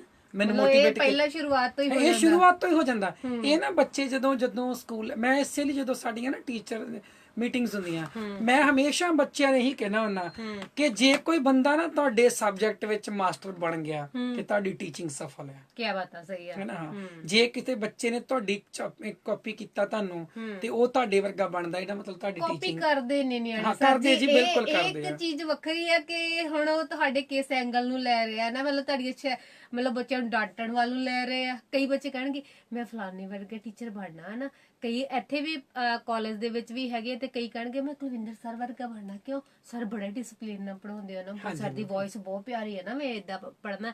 ਕਈ ਕਹਿਣਗੇ ਨਹੀਂ ਮੈਂ ਨਾ ਹਰਮਨ ਮੈਡਮ ਵਰਗਾ ਬਣਨਾ, ਉਹ ਬੜੇ ਪਿਆਰ ਨਾਲ ਸਮਝਾਉਂਦੇ, ਡਾਂਟਦੇ ਵੀ ਨਹੀਂ, ਹਨਾ। ਮਤਲਬ ਇਹ ਬੱਚਿਆਂ ਤੇ ਪ੍ਰਭਾਵ ਤੁਸੀਂ ਪਾ ਰਹੇ ਹੋ, ਹਨਾ। ਬੱਚੇ ਉਦਾਂ ਦੇ ਬਣ ਜਾਂਦੇ ਵੀ ਉਸ ਲਾਈਨ ਨੂੰ ਚਲੇ ਜਾਂਦੇ ਆ, ਕਿਉਂਕਿ ਤੁਹਾਡਾ ਬੱਚਿਆਂ ਨਾਲ ਵਿਚਰਨਾ ਕਿਵੇਂ ਹੈ, ਹਨਾ। ਤੇ ਇਹ ਬੱਚਿਆਂ ਨੂੰ ਜਿਹੜਾ ਗਾਹ ਸੇ ਦਿੰਦਾ। ਸਰ ਜੀ ਮਿਊਜ਼ਿਕ ਟੀਚਰ ਹੋ ਗਿਆ ਹੁਣ ਜੇ ਕਿਸੇ ਨੇ ਕਹਿੰਦੇ ਨੇ ਕਿ ਸਭ ਤੋਂ ਔਖਾ ਜਿਹੜਾ ਫਾਹਾ ਲੱਗਦਾ ਹੈ ਉਹ ਅੰਗਰੇਜ਼ੀ ਬੱਚਿਆਂ ਨੂੰ ਜ਼ਿਆਦਾ ਲੱਗਦੀ ਹੈ ਨਾ, ਇਸ ਬੰਦੇ ਨੂੰ ਹੋਣ ਲਈ ਹੁਣ ਬੱਚੇ ਕੀ ਕਰਨ? ਮੈਂ ਨਾ ਹੁਣ ਤੁਹਾਡੀ ਗੱਲ ਨਾਲ ਐਗਰੀ ਹਾਂ ਜੀ। ਬਹੁਤ ਸਾਰੇ ਬੱਚੇ ਨਾ ਜਿੱਦਾਂ ਕਹਿ ਰਹੇ ਆ ਵੀ ਬੱਚਿਆਂ ਨੂੰ ਅੰਗਰੇਜ਼ੀ ਔਖੀ ਲੱਗਦੀ ਆ, ਹੁਣ ਇਹਦਾ ਆਪੋਜ਼ਿਟ ਵੀ ਆ ਰਿਹਾ ਵਾ। ਨਹੀਂ ਹੁਣ ਹੁੰਦਾ, ਹਾਂ, ਬੱਚਿਆਂ ਨੂੰ ਪੰਜਾਬੀ ਔਖੀ ਲੱਗਦੀ ਹੈ, ਹੈਨਾ। ਮੈਂ ਹੁਣ ਦੱਸੂਗਾ ਜੀ, ਗਲਤੀਆਂ ਕਰਦੇ ਇਹਦੇ ਵਿੱਚ। ਹਾਂ ਬਿਲਕੁਲ, ਬਹੁਤ ਗਲਤੀਆਂ ਕਰਦੇ, ਪੰਜਾਬੀ ਸਹੀ ਨਹੀਂ ਬੋਲਦੇ, ਪ੍ਰੋਨਾਂਸੀਏਸ਼ਨ ਦੀ ਬੜੀ ਪ੍ਰੋਬਲਮ ਆ। ਉਹਦੇ 'ਚ ਇਹ ਆ ਵੀ ਜੇ ਤੁਸੀਂ ਹੁਣ ਅੰਗਰੇਜ਼ੀ ਦੇ ਟੀਚਰ ਬਣਨਾ, ਸਭ ਤੋਂ ਪਹਿਲਾਂ ਤੇ ਤੁਸੀਂ ਗ੍ਰੈਜੂਏਸ਼ਨ ਲੈਵਲ ਤੇ ਇਲੈਕਟਿਵ ਇੰਗਲਿਸ਼ ਪੜ੍ਹੀ ਹੋਣੀ ਚਾਹੀਦੀ ਹੈ। ਹੁਣ +2 ਦੇ ਵਿੱਚ ਆਈ ਹੈ ਤਾਂ ਅੰਗਰੇਜ਼ੀ BA ਪੜ੍ਹ ਨਹੀਂ, +1 2 'ਚ ਅਗਰ ਉਹਨੇ ਇਲੈਕਟਿਵ ਇੰਗਲਿਸ਼ ਪੜ੍ਹ ਲਈ ਤਾਂ ਬਹੁਤ ਵਧੀਆ ਆ। ਮੈਂ ਇਹ ਗੱਲ ਕਰ ਰਿਹਾ, ਮੰਨ ਲਓ ਕੋਈ ਬੱਚਾ ਆ, ਉਹਦੀ ਇੰਗਲਿਸ਼ ਬੜੀ ਵਧੀਆ ਸੀ, ਲੇਕਿਨ ਉਹਨੇ ਨਾ +1 2 ਵਿੱਚ ਅੰਗਰੇਜ਼ੀ ਇਲੈਕਟਿਵ ਇੰਗਲਿਸ਼ ਨਹੀਂ ਪੜ੍ਹੀ, ਉਹ BA ਦੇ ਵਿੱਚ ਜਾ ਕੇ, ਗ੍ਰੈਜੂਏਸ਼ਨ ਦੇ ਵਿੱਚ ਜਾ ਕੇ ਵੀ ਇਲੈਕਟਿਵ ਇੰਗਲਿਸ਼ ਰੱਖ ਸਕਦਾ ਹੈ। ਜਦੋਂ ਉਹਨੇ ਇਲੈਕਟਿਵ ਇੰਗਲਿਸ਼ ਰੱਖੀ ਹੋਈ ਆ, ਫਿਰ ਦੂਜੀ ਅੰਗਰੇਜ਼ੀ ਪੰਜਾਬੀ ਦੇ ਨਾਲ ਦੀ ਨਾਲ ਚੱਲੀ ਜਾਂਦੀ ਆ। ਹਾਂ, ਜਿਹੜੀ ਇੱਕ ਚੀਜ਼ ਦਾ ਬਹੁਤ ਖਿਆਲ ਰੱਖ ਲਿਓ ਸਾਰੇ ਬੱਚੇ, ਮੈਂ ਕਲੀਅਰ ਕਰ ਦਵਾਂ ਇੱਕ ਵਾਰੀ। ਹਾਂ, ਵਧੀਆ ਤੁਸੀਂ ਪੁੱਛਿਆ। ਤੇ ਅੰਗਰੇਜ਼ੀ ਪੰਜਾਬੀ ਤੇ ਕੰਪਲਸਰੀ ਹੁੰਦਾ, ਇਹ ਅੰਗਰੇਜ਼ੀ ਹੋਰ ਵੱਖਰੀ ਹੁੰਦੀ ਬੇਟੇ। ਇੱਕ ਨਾ ਜਨਰਲ ਪੰਜਾਬੀ ਤੇ ਜਨਰਲ ਇੰਗਲਿਸ਼, ਇਹ 2 ਵਿਸ਼ੇ ਤਾਂ ਲਾਜ਼ਮੀ ਆ। ਇੱਕ ਇਲੈਕਟਿਵ ਇੰਗਲਿਸ਼ ਹੁੰਦੀ ਆ, ਉਹ ਇਲੈਕਟਿਵ ਇੰਗਲਿਸ਼ ਤੁਸੀਂ ਪੜ੍ਹੀ ਹੋਣੀ ਚਾਹੀਦੀ ਆ। ਤੇ ਫਿਰ ਤੁਸੀਂ ਬੀਏ ਤੋਂ ਬਾਅਦ ਬੀਐਡ ਜਦੋਂ ਕਰਦੇ ਹੋ, ਫਿਰ ਤੁਹਾਨੂੰ ਸਬਜੈਕਟ ਮਿਲਦਾ ਬਤੌਰ ਐਜ ਇੰਗਲਿਸ਼ ਟੀਚਰ। ਇੰਗਲਿਸ਼ ਦੇ ਨਾਲ ਤੁਹਾਡਾ ਜਿਹੜਾ ਦੂਜੇ ਸਬਜੈਕਟਾਂ ਨਾਲ ਤੁਹਾਡਾ ਕੰਬੀਨੇਸ਼ਨ ਬਣਦਾ ਆ, ਉਹ ਤੁਸੀਂ ਲੈਣਾ ਹੁੰਦਾ ਆ। ਤੇ ਉਹਦੇ ਲਈ ਫਿਰ ਤੁਸੀਂ ਬੀਐਡ ਕਰ ਲੈਣੇ ਆ, ਤੁਸੀਂ ਬਤੌਰ ਇੱਕ ਟੀਚਰ। ਜੀ ਸਾਰਿਆਂ ਨੇ ਇਹ ਕਹਣਾ, ਸਰ ਬੀਏ ਤੋਂ ਬਾਅਦ ਬੀਐਡ ਤੇ ਕਿਉਂ ਘੁੰਡੀ ਅੜੀ ਹੋਈ ਆ? ਨਹੀਂ ਜੀ, ਇਹ ਨਾ ਮੈਂ ਸਾਰਿਆਂ ਨੂੰ ਦੱਸ ਦਿੰਦਾ ਬੇਟੇ, ਬੀਐਡ ਤੋਂ ਬਿਨਾਂ ਵਾਲੇ ਵੀ ਟੀਚਰ ਹੁੰਦੇ, ਉਹ ਵੀ ਆਪਾਂ ਗੱਲ ਕਰਦੇ ਕੋਈ। ਹਾਂ, ਮੈਂ ਕੀ ਦੱਸ ਦਿਆ ਵੀ ਇਦਾਂ ਵੀ ਸਾਰੇ ਕੰਫਿਊਜ਼ ਨਾ ਹੋ ਜਾਣਾ। ਕੰਫਿਊਜ਼ ਨਾ ਹੋਇਓ ਬੇਟਾ, ਜਦੋਂ ਤੁਸੀਂ ਇੰਗਲਿਸ਼ ਦੇ ਟੀਚਰ ਬਣਨਾ, ਬੀਏ ਦੇ ਵਿੱਚ ਤੁਹਾਡੀ ਇਲੈਕਟਿਵ ਇੰਗਲਿਸ਼ ਹੋਣੀ ਚਾਹੀਦੀ ਹੈ, ਫਿਰ ਬੀਐਡ ਕਰਨੀ ਆ, ਤੁਸੀਂ ਸਕੂਲ ਲੈਵਲ ਤੱਕ ਟੀਚਰ ਬਣ ਗਏ ਜੀ, ਹੈਨਾ। ਹੁਣ ਤੁਹਾਡਾ ਜੀ ਕਰਦਾ ਨਹੀਂ ਮੈਂ ਤਾਂ ਪ੍ਰੋਫੈਸਰ ਬਣਨਾ, ਫਿਰ ਤੁਸੀਂ ਟੌਰ ਕੱਢਣੀ ਆ, ਕਿਉਂਕਿ ਮੇਰੀ ਨਾ ਆਦਤ ਹੁੰਦੀ ਹੈ ਵੱਡੇ ਬੱਚਿਆਂ ਨੂੰ ਪੜਾਉਣਾ। ਤੇ ਇੱਕ ਚੀਜ਼ ਦੇਖਿਓ ਬੇਟਾ, ਜਿਹੜੇ ਨਾ ਟੀਚਰ ਹੁੰਦੇ ਆ, ਮੈਂ ਇੱਕ ਟੀਚਰ ਰਿਹਾ ਨਾ ਸਕੂਲ 'ਚ, ਪ੍ਰਿੰਸੀਪਲ ਆ, ਅਸੀਂ ਟੀਚਰ ਬੱਚਿਆਂ ਵਰਗੇ ਹੀ ਹੁੰਦੇ ਆ। ਉਹ ਵੀ ਬੱਚਿਆਂ ਵਰਗੇ ਬਣੋਗੇ, ਬੱਚਿਆਂ 'ਚ ਰਹਿ ਕੇ ਸਾਡੀਆਂ ਆਦਤਾਂ ਬੱਚਿਆਂ ਵਰਗੀਆਂ ਹੁੰਦੀਆਂ। ਜਿਹੜੇ ਪ੍ਰੋਫੈਸਰ ਹੁੰਦੇ ਆ ਨਾ, ਉਹ ਹਮੇਸ਼ਾ ਜੰਗ ਹੁੰਦੇ ਆ। ਜਿੱਦਾਂ ਸਾਡੇ ਨੌਜਵਾਨਾਂ ਦੇ ਵਿੱਚ ਵਿਚਰਨਾ, ਫਿਰ ਉਹਨਾਂ ਵਰਗੇ ਉਹੀ ਹਾਪਾ ਰੱਖਦੇ ਆ ਸਾਰਾ ਕੁਝ। ਹੁਣ ਸਾਡੇ ਕੁਲਵਿੰਦਰ ਸਰ ਆ, ਹੋਰ ਸਾਡੇ ਪ੍ਰੋਫੈਸਰ ਦੇਖ ਲਓ ਜਿੰਨੇ ਵੀ ਸਾਡੇ ਕਾਲਜ ਤੇ ਆ, ਉਹ ਤੁਹਾਨੂੰ ਹਮੇਸ਼ਾ ਮੁੰਡਿਆਂ ਵਰਗੇ ਲੱਗਣਗੇ। ਬਿਲਕੁਲ, ਹੈਨਾ। ਹਾਂ, ਵੀ ਤੁਹਾਨੂੰ ਉਹਨਾਂ ਦੀ ਸੋਚ ਜਿਹੜੀ ਆ ਜਵਾਨ ਕੁੜੀਆਂ ਮੁੰਡਿਆਂ ਵਰਗੀ ਆ। ਅਸੀਂ ਨਿਆਣਿਆਂ ਵਰਗੇ, ਅਸੀਂ ਨਿੱਕੀ ਨਿੱਕੀ ਗੱਲ ਤੇ ਵੈਸੇ ਹੀ ਜਾਣਾ ਵਾ ਅਸੀਂ, ਮਤਲਬ ਕਿਉਂਕਿ ਅਸੀਂ ਬੱਚਿਆਂ 'ਚ ਰਹਿੰਦੇ ਆ ਨਾ, ਸਾਡੀਆਂ ਫਿਰ ਦੇਖੋ, ਇੱਕ ਵਾਰੀ ਮਨਦੀਪ ਕੌਰ ਰਿੰਪੀ ਹੁਣਾਂ ਨੇ ਇੱਕ ਖਾਸ ਗੱਲ ਕਹੀ ਸੀ, ਮੇਰੇ ਬੜੇ ਮਨ ਨੂੰ ਲੱਗੀ। ਕਹਿੰਦੇ ਜੇ ਤੁਸੀਂ ਬੱਚਿਆਂ ਨੂੰ ਸਮਝਣਾ ਨਾ, ਤੁਹਾਨੂੰ ਖੁਦ ਬੱਚੇ ਬਣਨਾ ਪੈਣਾ। ਬਿਲਕੁਲ। ਤੇ ਮਾਪੇ ਸਟ੍ਰਿਕ ਹੁੰਦੇ ਆ ਕਿਉਂਕਿ ਮਾਪੇ ਹੁੰਦੇ ਆ, ਪਰ ਜਦੋਂ ਉਹ ਖੇਡਣਾ ਚਾਹੁੰਦੇ ਆ ਜਾਂ ਮਤਲਬ ਉਹਨਾਂ ਨਾਲ ਘੁਲਣਾ ਆ, ਫਿਰ ਉਹ ਵਾਲਾ ਪਰਨ ਛੱਡ ਕੇ ਨਾ ਤੇ ਬੱਚੇ ਬਣ ਜਾਂਦੇ, ਉਹਨਾਂ ਦੇ ਨਾਲ ਘੋੜੇ ਬਣ ਕੇ ਖੇਡਦੇ ਆ, ਹਨਾ, ਮਿੱਟੀ ਦੇ ਵਿੱਚ ਉਹਨਾਂ ਦੇ ਨਾਲ ਖੇਡਦੇ। ਇਸੇ ਤਰ੍ਹਾਂ ਸਕੂਲ ਦੇ ਅਧਿਆਪਕ ਹੁੰਦੇ, ਤੁਹਾਡੀ ਗੇਮ ਨੂੰ, ਤੁਹਾਡੀ ਖੇਡ ਨੂੰ ਵੀ ਉਹ ਆਪਣੇ ਵਿੱਚ ਦੀ ਹੋ ਕੇ, ਤੁਹਾਡੇ ਵਿੱਚ ਦੀ ਹੋ ਕੇ ਉਹ ਖੇਡ ਰਹੇ ਹੁੰਦੇ, ਹਨਾ, ਉਹ ਮਾਣ ਰਹੇ ਹੁੰਦੇ ਆ, ਤੇ ਤਾਂ ਅਸੀਂ ਬੱਚੇ ਆ। ਬਿਲਕੁਲ ਜੀ, ਹਾਂ, ਤਾਂ ਬੱਚੇ ਤਾਂ ਵੀ। ਤੇ ਫਿਰ ਨਾ ਜੇ ਤੁਸੀਂ ਐਮਏ ਇੰਗਲਿਸ਼ ਕਰ ਲੈਂਦੇ ਆ, ਫਿਰ ਤੁਸੀਂ ਨੈਟ ਦਾ ਐਗਜ਼ਾਮ ਦੇਣਾ ਹੁੰਦਾ, ਯੂਜੀਸੀ ਨੈਟ ਦਾ ਐਗਜ਼ਾਮ ਦੇਣਾ ਹੁੰਦਾ, ਫਿਰ ਤੁਸੀਂ ਬਤੌਰ ਐਜ ਕਾਲਜ ਪ੍ਰੋਫੈਸਰ ਲੱਗ ਜਾਂਦੇ ਆ। ਅਗਰ ਤੁਸੀਂ ਨਾਲ ਦੀ ਨਾਲ PhD ਕਰ ਲੈਣੇ ਇੰਗਲਿਸ਼ ਦੇ ਵਿੱਚ, ਫਿਰ ਤੁਸੀਂ ਬਤੌਰ ਯੂਨੀਵਰਸਿਟੀ ਦੇ ਵਿੱਚ ਇੱਕ ਪ੍ਰੋਫੈਸਰ ਲੱਗ ਜਾਂਦੇ ਹੋ, ਹਨਾ, ਤੁਹਾਡੇ ਨਾਲ ਡਾਕਟਰ ਲੱਗ ਜਾਂਦਾ। ਡਾਕਟਰ ਕਿਤਾਬਾਂ ਵਾਲਾ ਡਾਕਟਰ ਲੱਗ ਜਾਂਦਾ। ਬਿਲਕੁਲ ਜੀ, ਬਿਲਕੁਲ। ਤੇ ਸਰ ਜੀ ਇਹ ਤੇ ਹੋ ਗਿਆ ਗ੍ਰੈਜੂਏਸ਼ਨ, MA BEd, ਹਨਾ, ਸਾਰਾ ਕੁਝ ਕਰਕੇ। ਇੱਕ ਉਹ ਵੀ ਟੀਚਰ ਹੁੰਦੇ ਜਿਹੜੇ ਪਲੱਸ 2 ਤੋਂ ਬਾਅਦ ਵਿੱਚ ਇੱਕ ਛੋਟਾ ਜਿਹਾ ਕੋਰਸ ਕਰਕੇ ਤੇ ਉਹ ਵੀ ਆ ਜਾਂਦੇ ਨੇ, ਤੇ ਉਹ ਅਧਿਆਪਕ ਖਿੱਤੇ ਦੇ ਨਾਲ ਹੁੰਦੇ, ਉਹਨੂੰ ਵੀ ਥੋੜਾ ਦੱਸੋ ਕਿ ਜਿਹੜਾ ਮਤਲਬ ਬਹੁਤਾ ਚ। ਹਾਂਜੀ ਬਿਲਕੁਲ, ਹਾਂ, ਮੈਂ ਇੱਕ ਚੀਜ਼ ਦੱਸਦਾ। ਇੱਕ ਨਾ ਜਦੋਂ ਨਾ ਬੰਦਾ ਕੋਈ ਸੋਚਦਾ ਆ ਕਿ ਮੈਂ ਅਧਿਆਪਕ ਬਣਨਾ ਹੈ, ਉਹਦੇ ਮਨ ਵਿੱਚ ਫਿਰ ਨਾ, ਚਲੋ ਕਈਆਂ ਨੂੰ ਤਾਂ ਨਹੀਂ ਪਤਾ ਹੁੰਦਾ, ਪਰ ਮੋਸਟਲੀ ਬੱਚਿਆਂ ਨੂੰ ਪਤਾ ਹੀ ਹੁੰਦਾ ਹੈ, ਹਨਾ। ਇੱਕ ਹੁੰਦੇ ਆ ਨਰਸਰੀ ਟੀਚਰ, ਇੱਕ ਹੁੰਦੇ ਆ ਪ੍ਰਾਇਮਰੀ ਟੀਚਰ। ਇਹ ਤਿੰਨ ਵਰਗ ਥੱਲੇ ਹੋ ਗਿਆ 8ਵੀਂ ਤੱਕ। ਤੇ ਉਹਦੇ ਲਈ ਮੰਨ ਲਓ ਹੁਣ ਜੇ ਆਪਾਂ ਨਰਸਰੀ ਦੀ ਗੱਲ ਕਰੀਏ, ਨਰਸਰੀ ਟੀਚਰ ਦਾ ਮੈਂ ਵੈਸੇ ਕਿਸੇ ਵੀ ਟੀਚਰ ਨੂੰ ਇਹ ਰეკਮੈਂਡ ਨਹੀਂ ਕਰੂੰਗਾ ਕਿ ਤੁਸੀਂ 12ਵੀਂ ਤੋਂ ਬਾਅਦ ਕੋਰਸ ਕਰ ਲਓ, ਹਨਾ। ਮੈਂ ਕਹਿੰਦਾ ਨਹੀਂ, ਘੱਟੋ ਘੱਟ ਗ੍ਰੈਜੂਏਸ਼ਨ ਜ਼ਰੂਰ ਹੋਣੀ ਚਾਹੀਦੀ ਹੈ। ਆਪਾਂ ਪਹਿਲਾਂ ਗੱਲ ਕਰ ਲੈਂਦੇ ਆ NTT ਦੀ, ਨਰਸਰੀ ਟੀਚਰ ਟ੍ਰੇਨਿੰਗ। ਇਹ ਮੋਸਟਲੀ ਜਿੱਦਾਂ ਸਾਡੇ ਆਂਗਨਵਾੜੀਆਂ 'ਚ ਤੇ ਜਿਹੜੇ ਪ੍ਰਾਈਵੇਟ ਸਕੂਲਾਂ ਦੇ ਵਿੱਚ, ਜਿੱਦਾਂ ਹੁਣ ਸਾਡੇ ਕੋਲ ਸਮਾਰਟ ਰੂਮ ਬਣਿਆ ਵਧੀਆ, ਪਲੇਵੇ ਜਿਹੜੇ ਛੋਟੇ ਬੱਚਿਆਂ ਲਈ, ਫਸਟ ਤੋਂ ਪਹਿਲੀ ਕਲਾਸ ਤੋਂ ਪਹਿਲਾਂ ਜਿਹੜੇ ਪਿੱਛੇ ਜਿਹੜੇ 3 ਸਾਲ ਹੁੰਦੇ ਆ ਨਰਸਰੀ, LKG UKG ਵਿੱਚ, ਉਹ ਵੀ ਬਹੁਤ ਵਧੀਆ ਹੁੰਦਾ, ਇਦਾਂ ਦੀ ਗੱਲ ਨਹੀਂ ਹੈਗੀ। ਕੁਝ ਲੇਡੀਜ਼ ਜਾਂ ਕੁਝ ਟੀਚਰਸ ਇਦਾਂ ਦੇ ਹੁੰਦੇ ਜਿਹੜੇ ਛੋਟੇ ਬੱਚਿਆਂ ਨੂੰ ਬਹੁਤ ਵਧੀਆ ਢੰਗ ਨਾਲ ਹੈਂਡਲ ਕਰ ਲੈਂਦੇ ਆ, ਉਹਨਾਂ ਦੇ ਲਈ ਉਹ ਕੋਰਸ ਜ਼ਰੂਰੀ ਹੁੰਦਾ ਹੈ। ਫਿਰ ਅਗਰ ਤੁਸੀਂ 5ਵੀਂ ਤੱਕ ਪ੍ਰਾਇਮਰੀ ਤੱਕ ਪੜਾਉਣਾ ਆ, ਤੇ ਉਹਦੇ ਲਈ ਤੁਹਾਨੂੰ ETT, ਹਨਾ, ਉਹ ਜ਼ਰੂਰੀ ਕੀਤੀ ਹੋਣੀ ਚਾਹੀਦੀ ਆ। ਤੇ ਉਹ ਵੀ ਹੁਣ ਤਾਂ ਸਰਕਾਰ ਨੇ ਇਦਾਂ ਹੀ ਕਰ ਦਿੱਤਾ, ਉਹ 2 ਸਾਲ ਦਾ ਕੋਰਸ ਹੁੰਦਾ ਆ। ਡਿਸਟ੍ਰਿਕਟ ਦੇ ਵਿੱਚ ਨਾ ਇੱਕ ਜ਼ਿਲ੍ਹਾ ਸਿੱਖਿਆ ਸਿਖਲਾਈ ਸੰਸਥਾਵਾਂ, ਡਾਈਟ ਉਹਨੂੰ ਅਸੀਂ ਅੰਗਰੇਜ਼ੀ 'ਚ ਬੋਲਦੇ, ਸ਼ਾਰਟ ਦੇ ਵਿੱਚ ਡਾਈਟ। ਤੇ ਉਹ ਹਰ ਜ਼ਿਲ੍ਹੇ ਦੇ ਵਿੱਚ ਇੱਕ ਇੱਕ ਹੁੰਦੀ ਹੈ ਸੰਸਥਾ ਸਰਕਾਰੀ, ਤੇ ਉਹ ਉੱਥੇ ਤੁਸੀਂ ETT ਕਰ ਸਕਦੇ ਆ। ਉਹਦੇ ਲਈ ਵੀ ਮੈਂ ਤਾਂ ਰეკਮੈਂਡ ਇਹੀ ਕਰੂੰਗਾ ਕਿ ਸਰਕਾਰ ਨੇ ਜਿਹੜੀ ਨਵੀਂ ਰਿਕਰੂਟਮੈਂਟ ਪਾਲਿਸੀ ਆ, ਉਹਦੇ ਵਿੱਚ ਇਹੀ ਉਹਨਾਂ ਨੇ ਕਿਹਾ ਸੀ, ਪਹਿਲਾਂ +2 ਤੋਂ ਬਾਅਦ ਹੁੰਦੀ ਸੀ, ਹੁਣ ਤਾਂ ਉਹ ਵੀ ਗ੍ਰੈਜੂਏਸ਼ਨ ਤੋਂ ਬਾਅਦ ਹੀ ਹੁੰਦੀ ਹੈ। ਉਹ 2000 ਸਾਲ ਤੋਂ ਪਹਿਲਾਂ ਦੀ ਗੱਲ ਹੈ। ਹਾਂਜੀ ਬਿਲਕੁਲ, ਹਾਂ, ਉਹ ਵੀ ਹੁਣ BA ਤੋਂ ਬਾਅਦ ਹੁੰਦੀ ਆ। ਉਹ ਜੇ ਮੈਂ ਤੁਹਾਡੇ ਆਪਣੇ ਜਲੰਧਰ ਜ਼ਿਲ੍ਹੇ ਦੀ ਗੱਲ ਕਰਾਂ ਤੇ ਰਾਮਪੁਰ ਲੱਲੀਆਂ ਦੇ ਵਿੱਚ ਹੈਗਾ ਸੈਂਟਰ ਇੱਕ, ਨਕੋਦਰ ਵੀ ਹੈਗਾ। ਹਾਂ, ਤੇ ਜੇ ਤੁਸੀਂ ਕਰੋ ਆਪਣੇ ਸਾਡੇ ਕਪੂਰਥਲਾ ਡਿਸਟ੍ਰਿਕਟ ਦੀ ਗੱਲ, ਤਾਂ ਸ਼ੇਖੂਪੁਰ ਦੇ ਵਿੱਚ ਹੈਗਾ ਆ। ਇਹ ਮੈਂ ਸਰਕਾਰੀ ਦੀ ਗੱਲ ਕਰ ਰਿਹਾ, ਜਿੱਥੇ ਹਰ ਐਵਰੇਜ ਬੱਚਾ ਜਾ ਸਕਦਾ ਆ, ਕਿਉਂਕਿ ਉੱਥੇ ਫੀਸਾਂ ਬਹੁਤ ਘੱਟ ਹੁੰਦੀਆਂ ਆ। ਤੇ ਮੈਰਿਟ ਬੇਸ ਤੇ ਉੱਥੇ ਭਰਤੀ ਹੁੰਦੀ ਹੈ ਜੀ ਠੀਕ ਹੈ। ਤੁਸੀਂ ETT ਉਹਨੂੰ ਅਸੀਂ ਬੋਲਦੇ ਆ, ਐਲੀਮੈਂਟਰੀ ਟੀਚਰ ਟ੍ਰੇਨਿੰਗ, ਉਹ ਤੁਸੀਂ ਕਰਕੇ ਬਤੌਰ 2 ਸਾਲ ਦਾ ਕੋਰਸ ਹੁੰਦਾ, ਤੁਸੀਂ ਬਤੌਰ ਹੈ ਜੇ ਪ੍ਰਾਇਮਰੀ ਟੀਚਰ ਲੱਗ ਜਾਂਦੇ ਆ। ਤੇ ਪ੍ਰਾਇਮਰੀ ਟੀਚਰਾਂ ਦੇ ਲਈ ਮੈਂ ਬੱਚਿਆਂ ਨੂੰ ਇੱਕ ਮੈਸੇਜ ਦੇਣਾ ਚਾਹੂੰਗਾ, ਜਿੰਨੇ ਵੀ ਸੁਣਨ ਵਾਲੇ ਆ ਜਾਂ ਜਿਹੜੇ ਵੀ ਮਾਪੇ ਸੁਣ ਰਹੇ ਆ, ਕਦੀ ਵੀ ਇਹ ਨਾ ਸੋਚਿਓ ਕਿ ਨਹੀਂ ਜੀ ਛੋਟੇ ਬੱਚਿਆਂ ਨੂੰ ਪੜਾਉਣਾ ਬੜਾ ਔਖਾ ਹੈ ਜੀ, ਉੱਥੇ ਨਹੀਂ ਜਾਣਾ। ਮੈਂ ਇੱਕ ਗੱਲ ਹੋਰ ਖਾਸ ਇਸ ਮਾਧਿਅਮ ਤੋਂ ਕਹਿਣਾ ਚਾਹੂੰਗਾ ਕਿ ETT ਵਾਲੇ ਜਿਹੜੇ ਟੀਚਰਸ ਹੁੰਦੇ ਆ ਨਾ, ਉਹਨਾਂ ਦੀ ਪ੍ਰਮੋਸ਼ਨ ਦੇ ਚਾਂਸ ਬਹੁਤ ਜ਼ਿਆਦਾ ਹੁੰਦੇ ਆ, ਕਿਉਂਕਿ ਜਦੋਂ ਤੁਸੀਂ ਐਜੂਕੇਸ਼ਨ ਫੀਲਡ ਵਿੱਚ ਆ ਜਾਂਦੇ ਆ, ਫਿਰ ਤੁਸੀਂ ETT ਤੋਂ B.Ed ਕੋਰਸਪੋਂਡੈਂਸ ਕਰ ਸਕਦੇ ਆ ਪਟਿਆਲਾ ਯੂਨੀਵਰਸਿਟੀ ਤੋਂ। ਇਹਨਾਂ ਸਪੈਸ਼ਲ ਟੀਚਰਾਂ ਲਈ ਹੁੰਦਾ, ਇਹਨਾਂ ਲਈ ਜਿਹੜੇ ETT ਟੀਚਰ ਹੁੰਦੇ ਆ ਕਿ ਤੁਸੀਂ ਆਪਣਾ ਪ੍ਰੋਬੇਸ਼ਨਰੀ ਪੀਰੀਅਡ ਖਤਮ ਕਰਕੇ ਤੇ ਤੁਸੀਂ ਫਿਰ B.Ed ਕਰ ਸਕਦੇ ਆ, ਪਰਮਿਸ਼ਨ ਲੈ ਕੇ ਗਵਰਨਮੈਂਟ ਦੀ, ਗਵਰਨਮੈਂਟ ਤੁਹਾਨੂੰ ਪਰਮਿਸ਼ਨ ਦਿੰਦੀ ਆ, ਮਹਿਕਮਾ ਇਜਾਜ਼ਤ ਦੇ ਦਿੰਦਾ ਤੁਹਾਨੂੰ। ਫਿਰ ਉਸ ਤੋਂ ਬਾਅਦ ਤੁਸੀਂ ਫਿਰ ਪ੍ਰਮੋਸ਼ਨਾਂ ਹੁੰਦੀਆਂ ਆ ਹਨਾ, ਉਹਦੇ ਵਿੱਚ ETT ਵਾਲੇ ਜਾ ਸਕਦੇ ਆ। ETT ਵਾਲਿਆਂ ਵਿੱਚੋਂ ਹੀ ਸੈਂਟਰ ਟੀਚਰ ਤੇ ਡਿਸਟ੍ਰਿਕਟ ਦੇ ਵਿੱਚ ਜਿਹੜੇ ਕੋਆਰਡੀਨੇਟਰਸ ਹੁੰਦੇ ਆ, ਉਹ ਸਾਰੇ ਇਹਨਾਂ ਦੇ ਜਿਹੜੇ ETT ਡਿਪਾਰਟਮੈਂਟ ਦੇ ਜਿਹੜੇ ਨਾ ਜਿੰਨੇ ਵੀ ਅਹੁਦੇ ਫਿਰ ਉੱਪਰ ਨਿਕਲਦੇ ਆ, ਉਹ ਸਾਰੇ ਇਹਨਾਂ ਵਿੱਚੋਂ ਨਿਕਲਦੇ ਆ। ਕੀ ਬਾਤ ਆ। ਹਾਂ, ਤੇ ਜ਼ਰੂਰੀ ਨਹੀਂ ਹੈਗਾ ਵੀ ਜਿਹੜੇ ETT ਵਾਲੇ ਟੀਚਰ ਆ ਉਹ ਛੋਟੇ ਬੱਚਿਆਂ ਨੂੰ ਸਾਰੀ ਉਮਰ ਪੜਾਉਂਦੇ ਆ, ਠੀਕ ਹੈ। ਤੇ ਮੈਂ ਤਾਂ ਇੱਥੋਂ ਤੱਕ ਵੀ ਦੇਖਦਾ ਕਿ ਬਹੁਤ ਸਾਰੇ ਜਿਹੜੇ BPO ਹੁੰਦੇ ਆ, ਬਲਾਕ ਪ੍ਰਾਇਮਰੀ ਐਜੂਕੇਸ਼ਨ ਆਫੀਸਰਸ ਹੁੰਦੇ ਆ, ਉਹ ਵੀ ਇਹ ETT ਵਾਲੇ ਟੀਚਰਾਂ ਵਿੱਚੋਂ ਹੀ ਸਿਲੈਕਟ ਕੀਤੇ ਜਾਂਦੇ, ਕਿਉਂਕਿ ਇਹਨਾਂ ਦਾ ਇੱਕ ਐਗਜ਼ਾਮ ਹੁੰਦਾ ਆ, ਉਹ ਫਿਰ ਉਹਦੇ ਵਿੱਚੋਂ ਜਿਹੜੇ ਫਿਰ ਪਾਸ ਆਊਟ ਹੁੰਦੇ ਆ ਉਹਨਾਂ ਨੂੰ ਬਣਾਇਆ ਜਾਂਦਾ ਹੈ। ਬਿਲਕੁਲ ਜੀ ਸਰ ਜੀ, ਅੱਜ ਦੇ ਪ੍ਰੋਗਰਾਮ ਦੇ ਵਿੱਚ ਬੜਾ ਕੁਝ ਨਿਕਲ ਕੇ ਆਇਆ। ਵੈਸੇ ਸਬਜੈਕਟ ਅਸੀਂ 4 ਹੀ ਕੰਪਲੀਟ ਕੀਤੇ, ਬਾਕੀ ਫੇਰ ਕਰਾਂਗੇ ਅਗਲੀ ਕੜੀ ਦੇ ਵਿੱਚ।